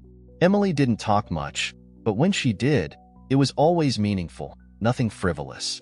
It wasn't the chatter he'd once imagined would fill the empty spaces of his life, but there was a comfort in the sound of her voice, in the steady pace of their work together. The land, which had once been a solitary refuge, now felt like it had room for more. There was a sense of purpose in the air, something Jacob hadn't realized he was missing. But even with the new rhythm, the old restlessness never quite left him. It lingered in the back of his mind, like the shadow of something just out of reach. The past hadn't fully loosened its grip on him, and every so often, Jacob would find himself looking over his shoulder, wondering if the peace he had found would last. One morning, as the sun began to climb over the hills, Jacob was in the barn, preparing the feed for the cattle, when Emily stepped in, her boots crunching softly on the gravel outside. She had a look in her eyes, one that Jacob knew too well. She was thinking about something, and when she set her gaze on him, he knew it was time to ask. You've been looking out toward the hills a lot lately, she said, her voice calm, but with a note of curiosity. Jacob didn't flinch. He knew she had been paying attention. Old habits die hard, he replied, his voice neutral. He didn't want to admit it, but part of him was always waiting for something, anything, to change, whether it was a memory or a new threat. Emily moved closer, her hands resting on the edge of the barn door, her gaze still on him. What's out there? What are you waiting for? He paused, choosing his words carefully. There was no point in lying. I'm not waiting for anything, he said, though the words felt thin. It's just hard to let go of the past. Old ghosts don't leave easily. She watched him, her eyes steady and unwavering, the silence stretching between them for a moment before she spoke again. I don't know much about your past, Jacob. I know you've got your reasons for keeping it to yourself, but if you ever want to talk about it, I'm here. You don't have to carry it all alone." Her words hung in the air, not pushing, just offering. For a moment, Jacob didn't know how to respond. The last thing he wanted was to drag someone else into the dark corners of his life. But there was something about her kindness, the quiet strength she had, that made it harder to shut her out. "I've done a lot of things," Jacob said finally, his voice low, his hands fidgeting with the reins of the horses nearby. "Things I'm not proud of, things that haunt me. And when I came out here, I thought I could just leave it all behind. But you're right. It doesn't work that way." Emily nodded slowly, as if she understood more than he had said. "It's not about forgetting Jacob," she said softly. "It's about learning to live with it, not letting it control you." Her words felt like they could have been an answer to everything Jacob had been wrestling with. The weight of it all, the mistakes, the regrets, had been a constant companion, but maybe it didn't have to keep him chained to the past. Jacob took a deep breath, feeling the tension in his shoulders loosen, even if just slightly. "Maybe you're right," he said, finally looking up at her, meeting her gaze. "Maybe it's time to stop running." There was a long moment of silence before Emily spoke again, her voice filled with a quiet certainty. "It's not about running, Jacob. It's about choosing to face what's ahead, not what's behind." Jacob didn't answer right away, but he knew that she was right. The past had shaped him, but it didn't have to define him. Maybe it was time to stop living in the shadow of the man he used to be and start looking forward to a future that had room for something new. As the days passed, the ranch began to feel different. Emily's presence had begun to fill the spaces Jacob hadn't even realized were empty. They worked together, side by side, their lives intertwined in the steady rhythm of ranch life. The quiet didn't feel so oppressive anymore. It wasn't an empty silence. It was a space that could hold both their burdens and their peace. And even as Jacob worked to let go of the past, he knew that it wasn't something he could force.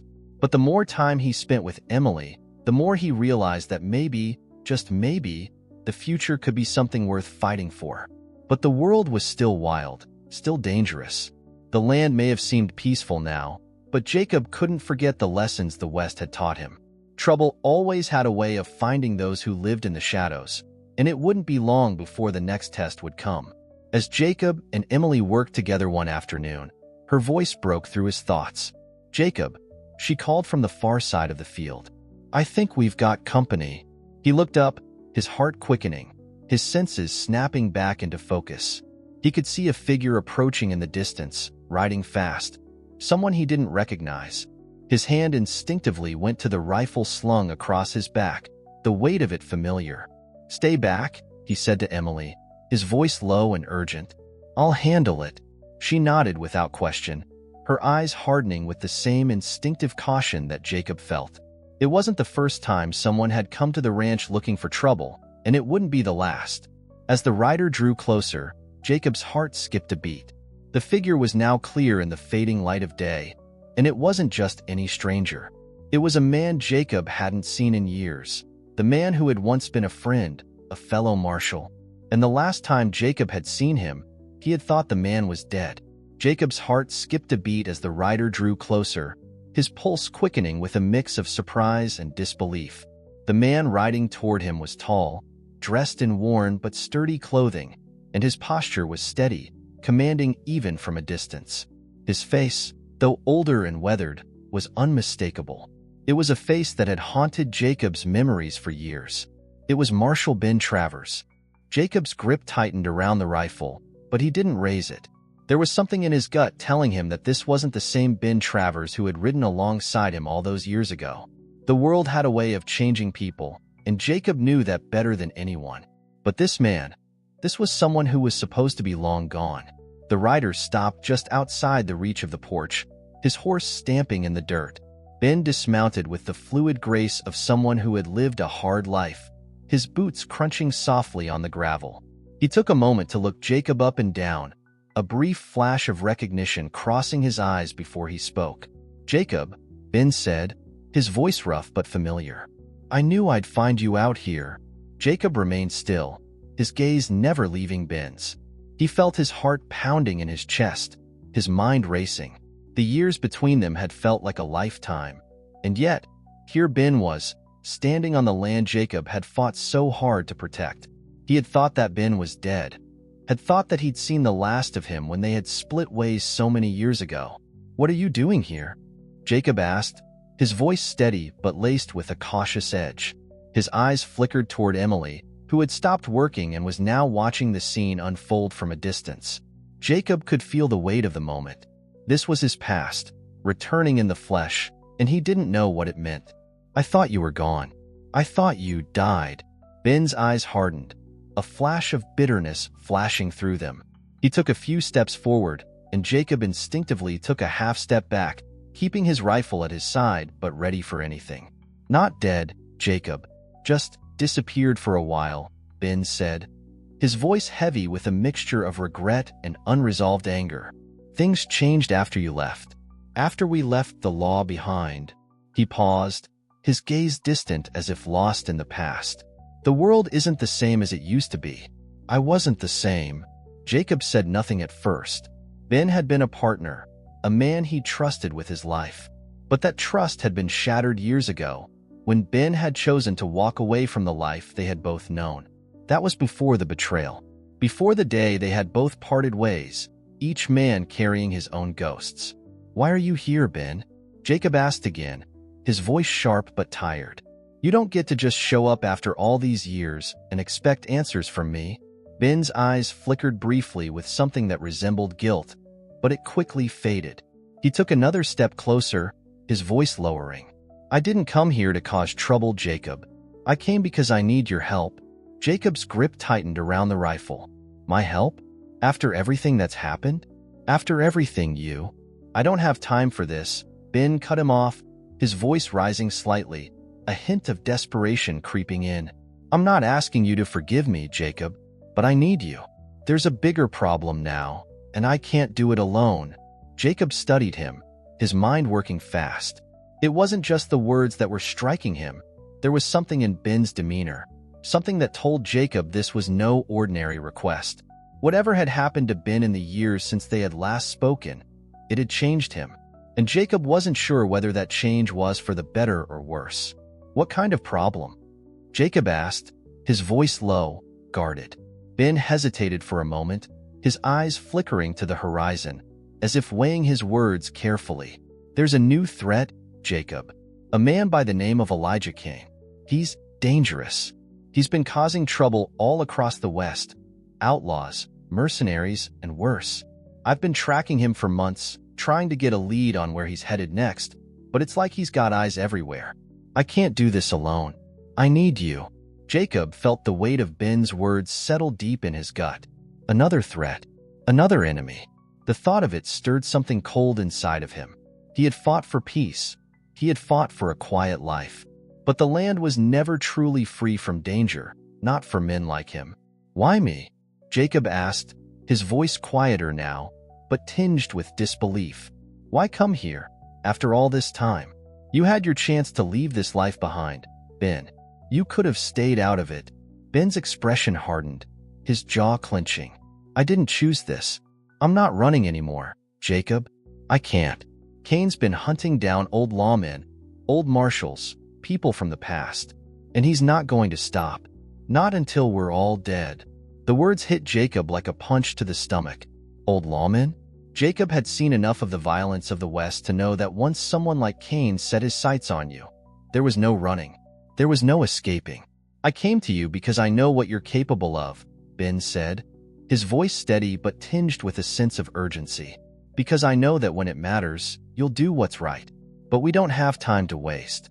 He's closing in on us, and if we don't act now, we'll be his next target." Jacob's mind raced, his heart thundering in his chest. This was a crossroads. This was the moment that would define everything that had come before. He could refuse, walk away from the past again, and keep his life quiet as it had been. But the past had never let go of him. The ghosts, the shadows, none of it had disappeared. And now, it seemed, it was all coming back with a vengeance. Jacob glanced at Emily, standing silently at the edge of the porch, her eyes searching his face for an answer. She was part of this now, whether he liked it or not. He could feel the weight of the decision hanging between them. He turned back to Ben, his eyes hardening with resolve. "I'm not doing this for you, Ben," Jacob said, his voice quiet but filled with the weight of his words. "But I won't let someone like Cain destroy everything I've fought for. I'll help, but this is the last time." Ben nodded, understanding the finality in Jacob's voice. "That's all I can ask." And with that, the past had come full circle. Jacob Stone had once left behind the life of a marshal, but now the call of justice, of the land he had sworn to protect, had pulled him back in. The hunt for Elijah Cain was about to begin.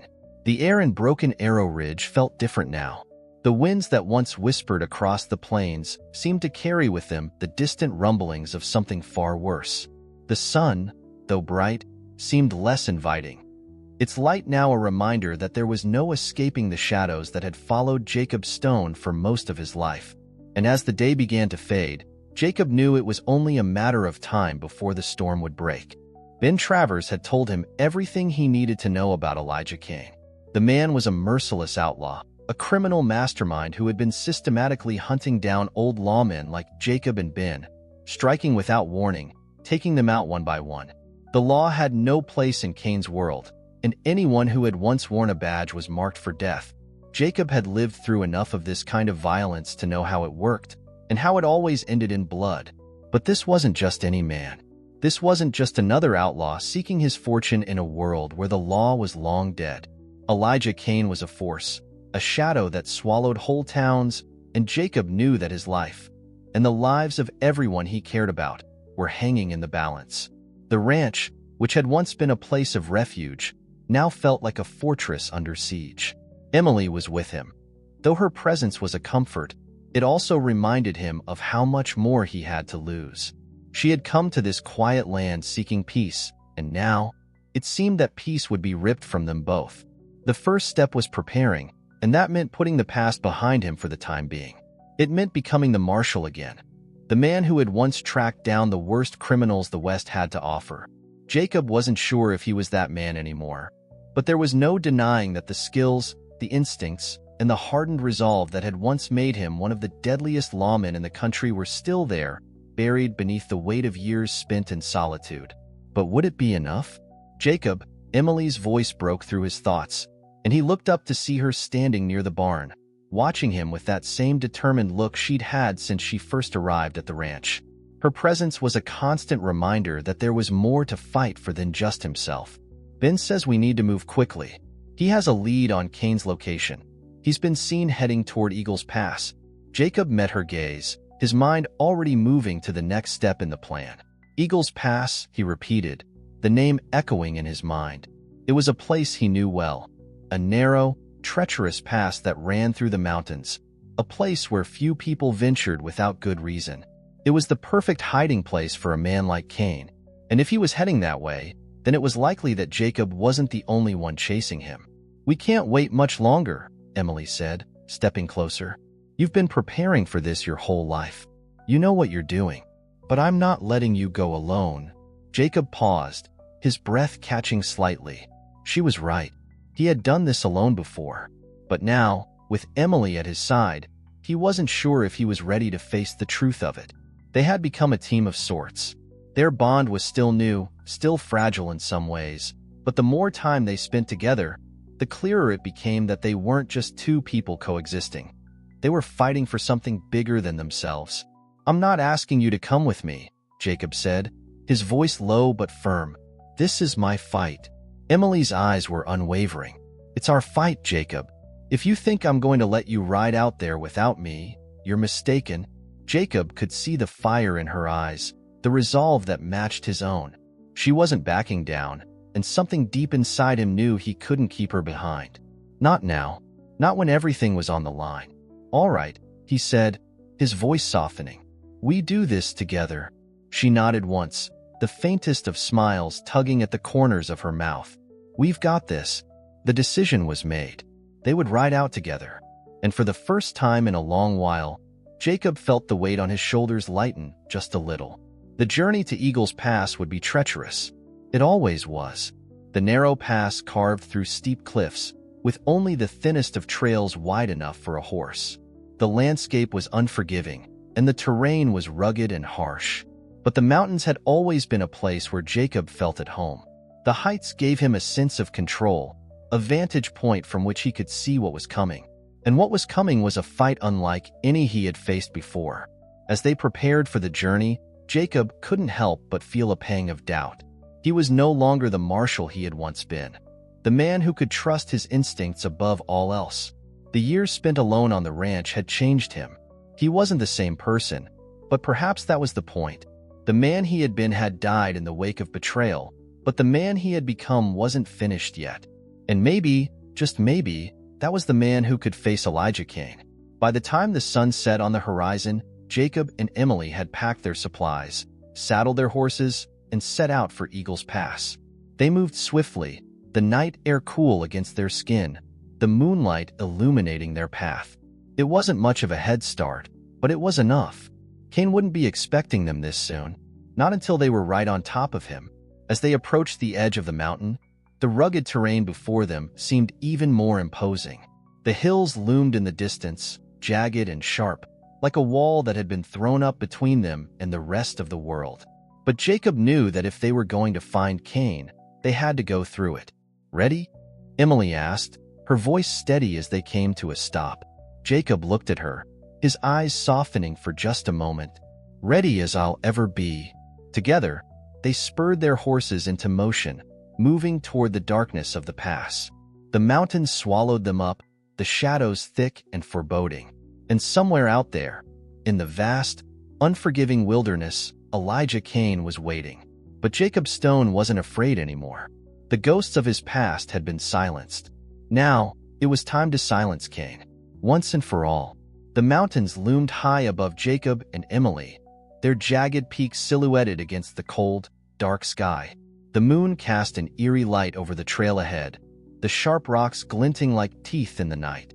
It was a world of shadows and stone, a place where the land itself seemed to be a barrier between the present and everything else. The higher they climbed, the more Jacob felt the weight of the world on his shoulders. The descent from the pass was narrow, treacherous, and only one wrong step could send a man plummeting into the abyss below. But Jacob didn't worry about the path. He had walked far more dangerous roads in his life. His mind was focused entirely on the task ahead, Elijah Kane. The outlaw who had been hunting him, and every other lawman he had ever known, was somewhere up ahead.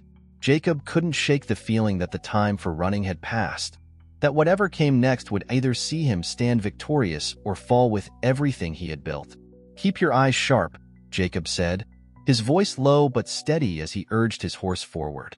The ground beneath him was rocky, uneven, but the sound of Emily's horse following him kept him grounded. Kane's likely got men posted. "This pass isn't the kind of place you go alone." Emily nodded, her face lit only by the silver light of the moon.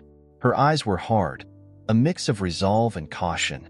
She had proven herself in the days leading up to this journey, never flinching, never hesitating.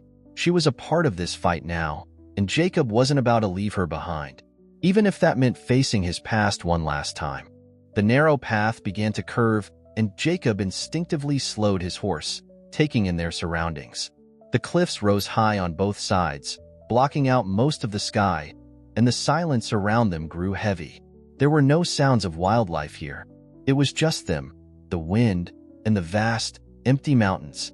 It was as if the world had ceased to exist beyond this pass. How much further? Emily's voice broke the silence, tinged with uncertainty. "Not much," Jacob replied, his voice low. "We'll reach the lookout in another mile or so. From there, we should be able to see if Kane's made camp." They pressed on, the trail growing even steeper as they climbed. Jacob's senses were on high alert, his every instinct honed. He could almost feel the presence of another rider, another set of eyes watching them. It wasn't paranoia. It was the same sharp awareness that had kept him alive during countless shootouts, countless close calls. Then, just as the path began to flatten out, the first sign of movement caught Jacob's eye. A flicker of shadow against the dark backdrop of the cliffs. His hand instinctively went to his rifle, though he kept his movements subtle, aware of Emily's presence behind him. "Stay close," he murmured, his voice just above a whisper. The figure moved again, just at the edge of the trail. It wasn't Cain, not yet, but Jacob knew this was only the beginning. He motioned for Emily to stay behind him as he moved forward, his horse's hooves making the only sound in the stillness. A low growl of a distant animal reached his ears, a sound that didn't belong to the night. But before he could react, a shot rang out, shattering the silence. A bullet whizzed by, missing him by mere inches, and Jacob instinctively pulled his horse to a stop, diving off to the side behind the safety of a large boulder. "Ambush!" Jacob shouted, pushing Emily behind the rock. "Stay down." He didn't need to see the faces of the men hiding in the shadows to know they were part of Cain's crew. These weren't just random outlaws. This was organized. They had been expecting him. And Emily. The realization hit him like a cold wave. Cain had known they were coming. Jacob's heart raced as he scanned the surroundings, his mind racing through their options. He needed a plan, and fast. The odds were stacked against them, but he had faced impossible situations before, and he would face this one head-on. "We need to move," Jacob said, his voice firm. "I'll take the left side. You go right. We'll flank them and draw them out. Stay low." Emily nodded without hesitation, pulling her rifle into position. She was more than capable. Together, they could do this, if they kept their wits about them. The next shot came, but Jacob was already moving, darting from one rock to another, using the cover of the craggy terrain to his advantage. His mind was a blur of calculations. He knew how many men Cain usually traveled with, and it didn't take long to count the number of shots being fired. There were 3 of them, not enough to overtake the 2 of them, but enough to make things dangerous. Emily moved in tandem with him, darting through the shadows with the fluid grace of someone who had spent her life on the move.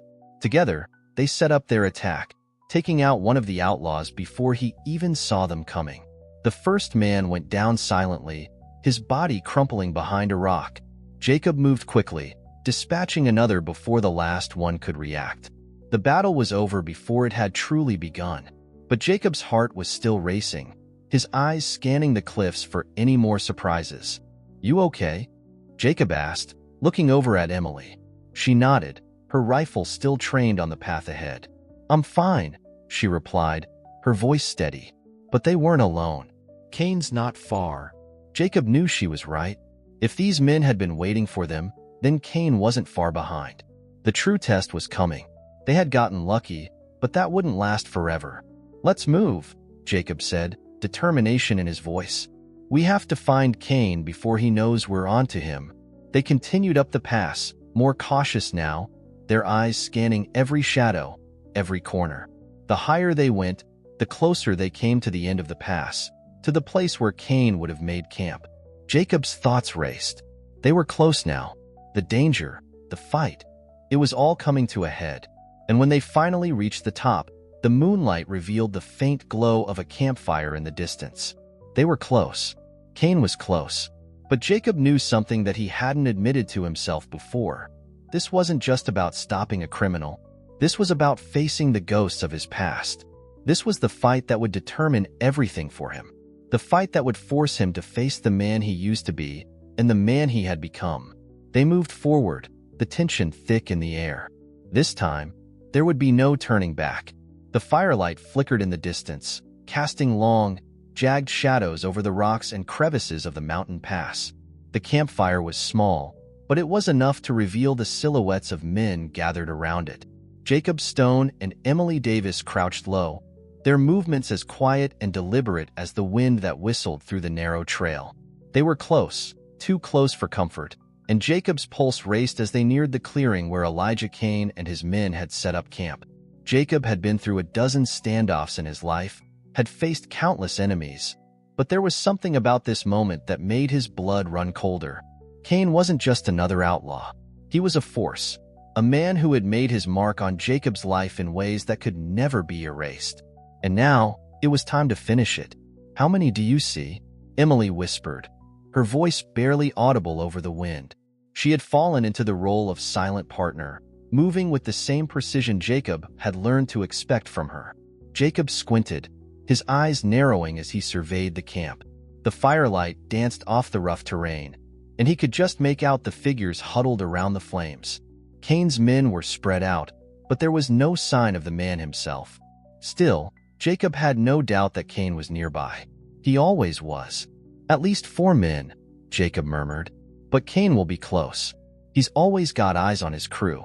We'll need to move fast." They took a moment to steady themselves, their breathing slow and controlled, their bodies pressed flat against the rocky cliffside. The sound of distant hooves echoed through the mountains, but it was too faint to tell whether it was a scout or just the wind. Jacob trusted nothing in this place. Every rustle, every shift in the landscape was a potential threat.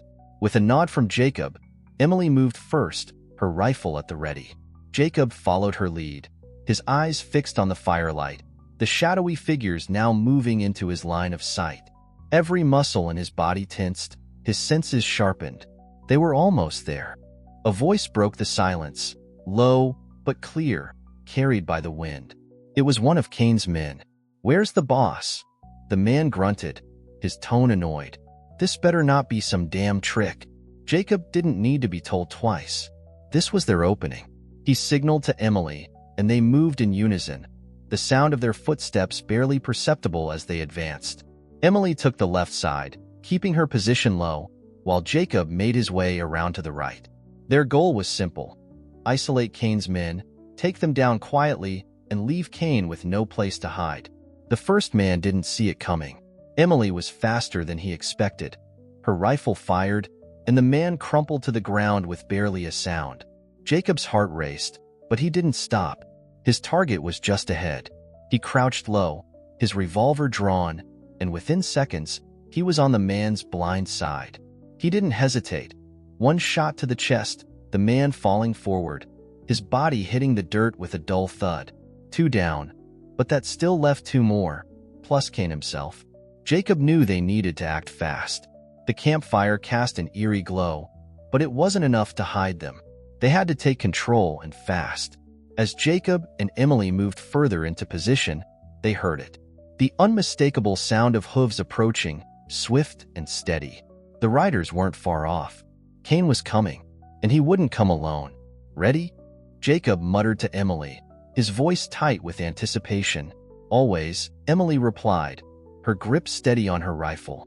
They moved, and this time, they moved as one. Jacob took the lead, his every movement a blend of instinct and calculation.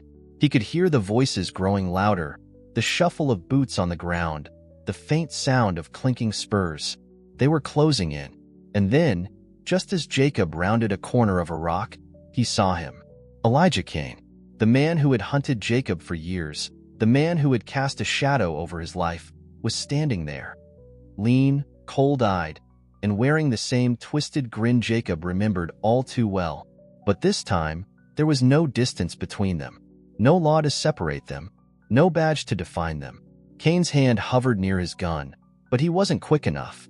Jacob's revolver was already in his hand, aimed and steady. "So, you finally decided to show up, Marshal," Cain sneered, his eyes flickering with the same malice they always had.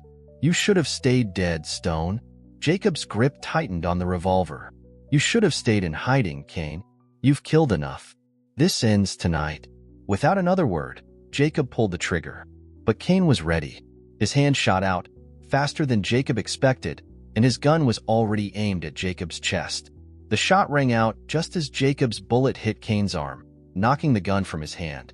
Cain staggered back, the blood oozing from the wound, his face twisted in pain, but his eyes were still burning with that same dark fire.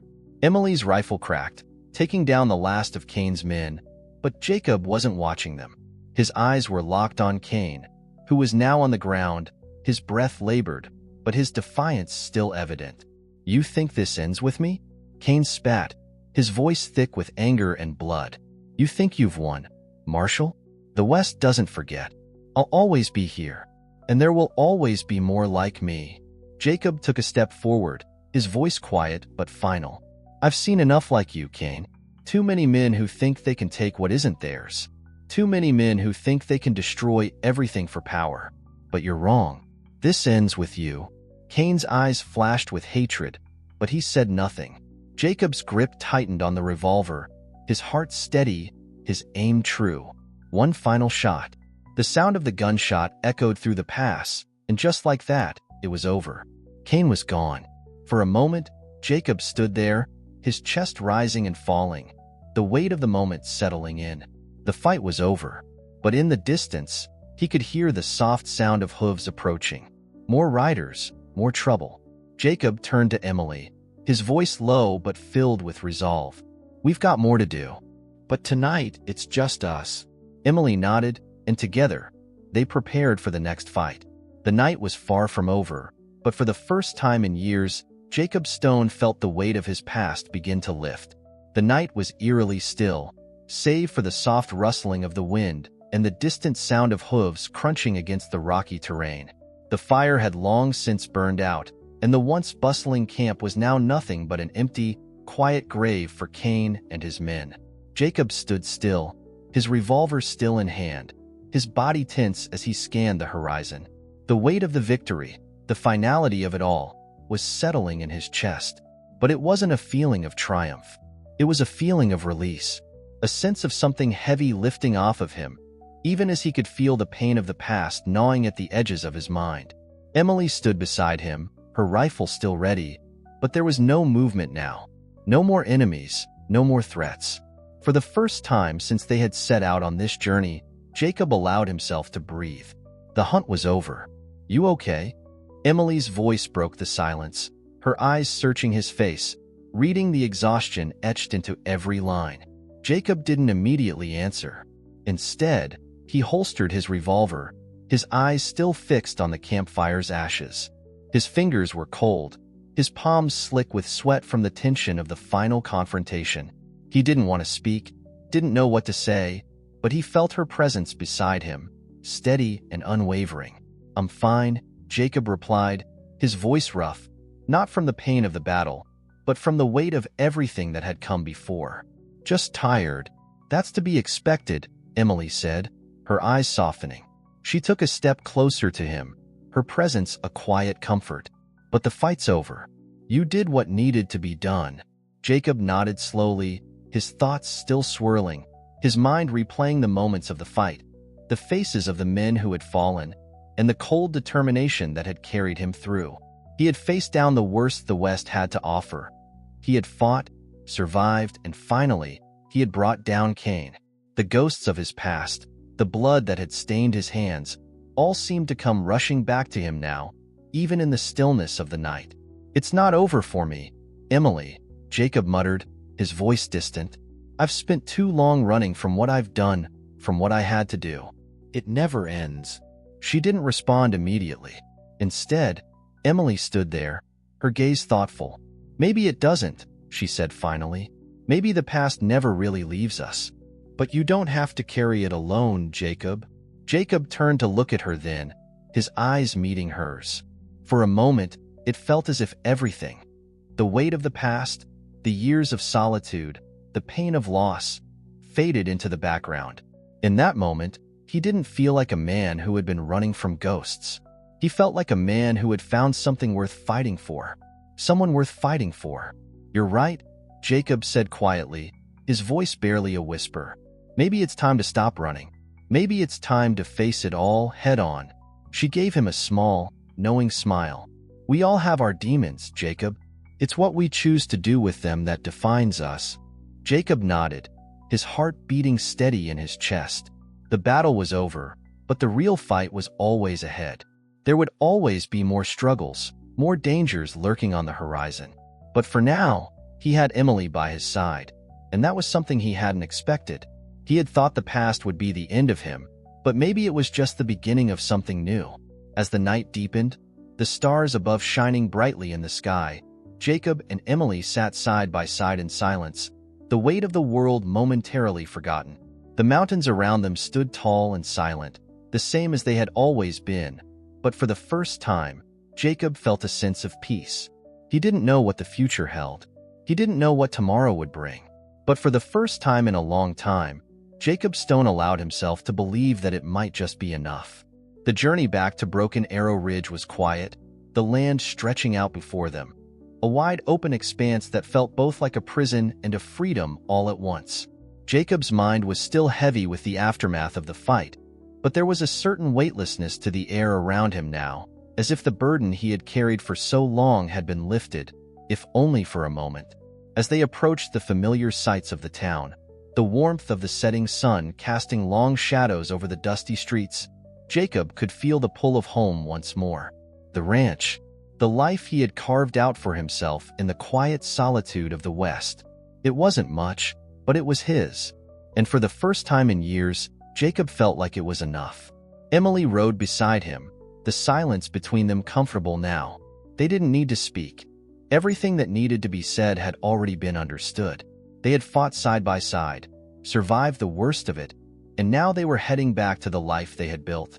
When they reached the ranch, Jacob dismounted, his boots hitting the dirt with a familiar thud. He looked around at the land, his land, the place that had been his refuge, his sanctuary. There was still work to be done. There were always things to fix, things to prepare. But for the first time in a long time, Jacob didn't feel the weight of the world pressing down on him. He didn't feel the pull of the past. He felt free. Emily dismounted next to him, and they stood together for a moment, taking in the view. The ranch was quiet, peaceful, just as it always had been. But something was different now. "We did it, didn't we?" Jacob said, his voice soft, almost in disbelief. "We did," Emily replied, her smile warm and genuine. "And it wasn't just you. We did it together." Jacob's heart swelled with an unfamiliar sense of peace, and for the first time in a long while, he let himself believe that maybe, just maybe, the future held something brighter than the ghosts of the past. As the sun dipped below the horizon, casting a final golden light across the land, Jacob Stone knew that the West had claimed him, but it had also given him something he never thought he'd find again: a second chance. If you enjoyed this story, please leave your comment below and don't forget to like, share, and subscribe to our YouTube channel where your support means the world to us. We look forward to bringing you more content that inspires growth, joy, and purpose. Thank you for watching, and we'll see you tomorrow for another special story.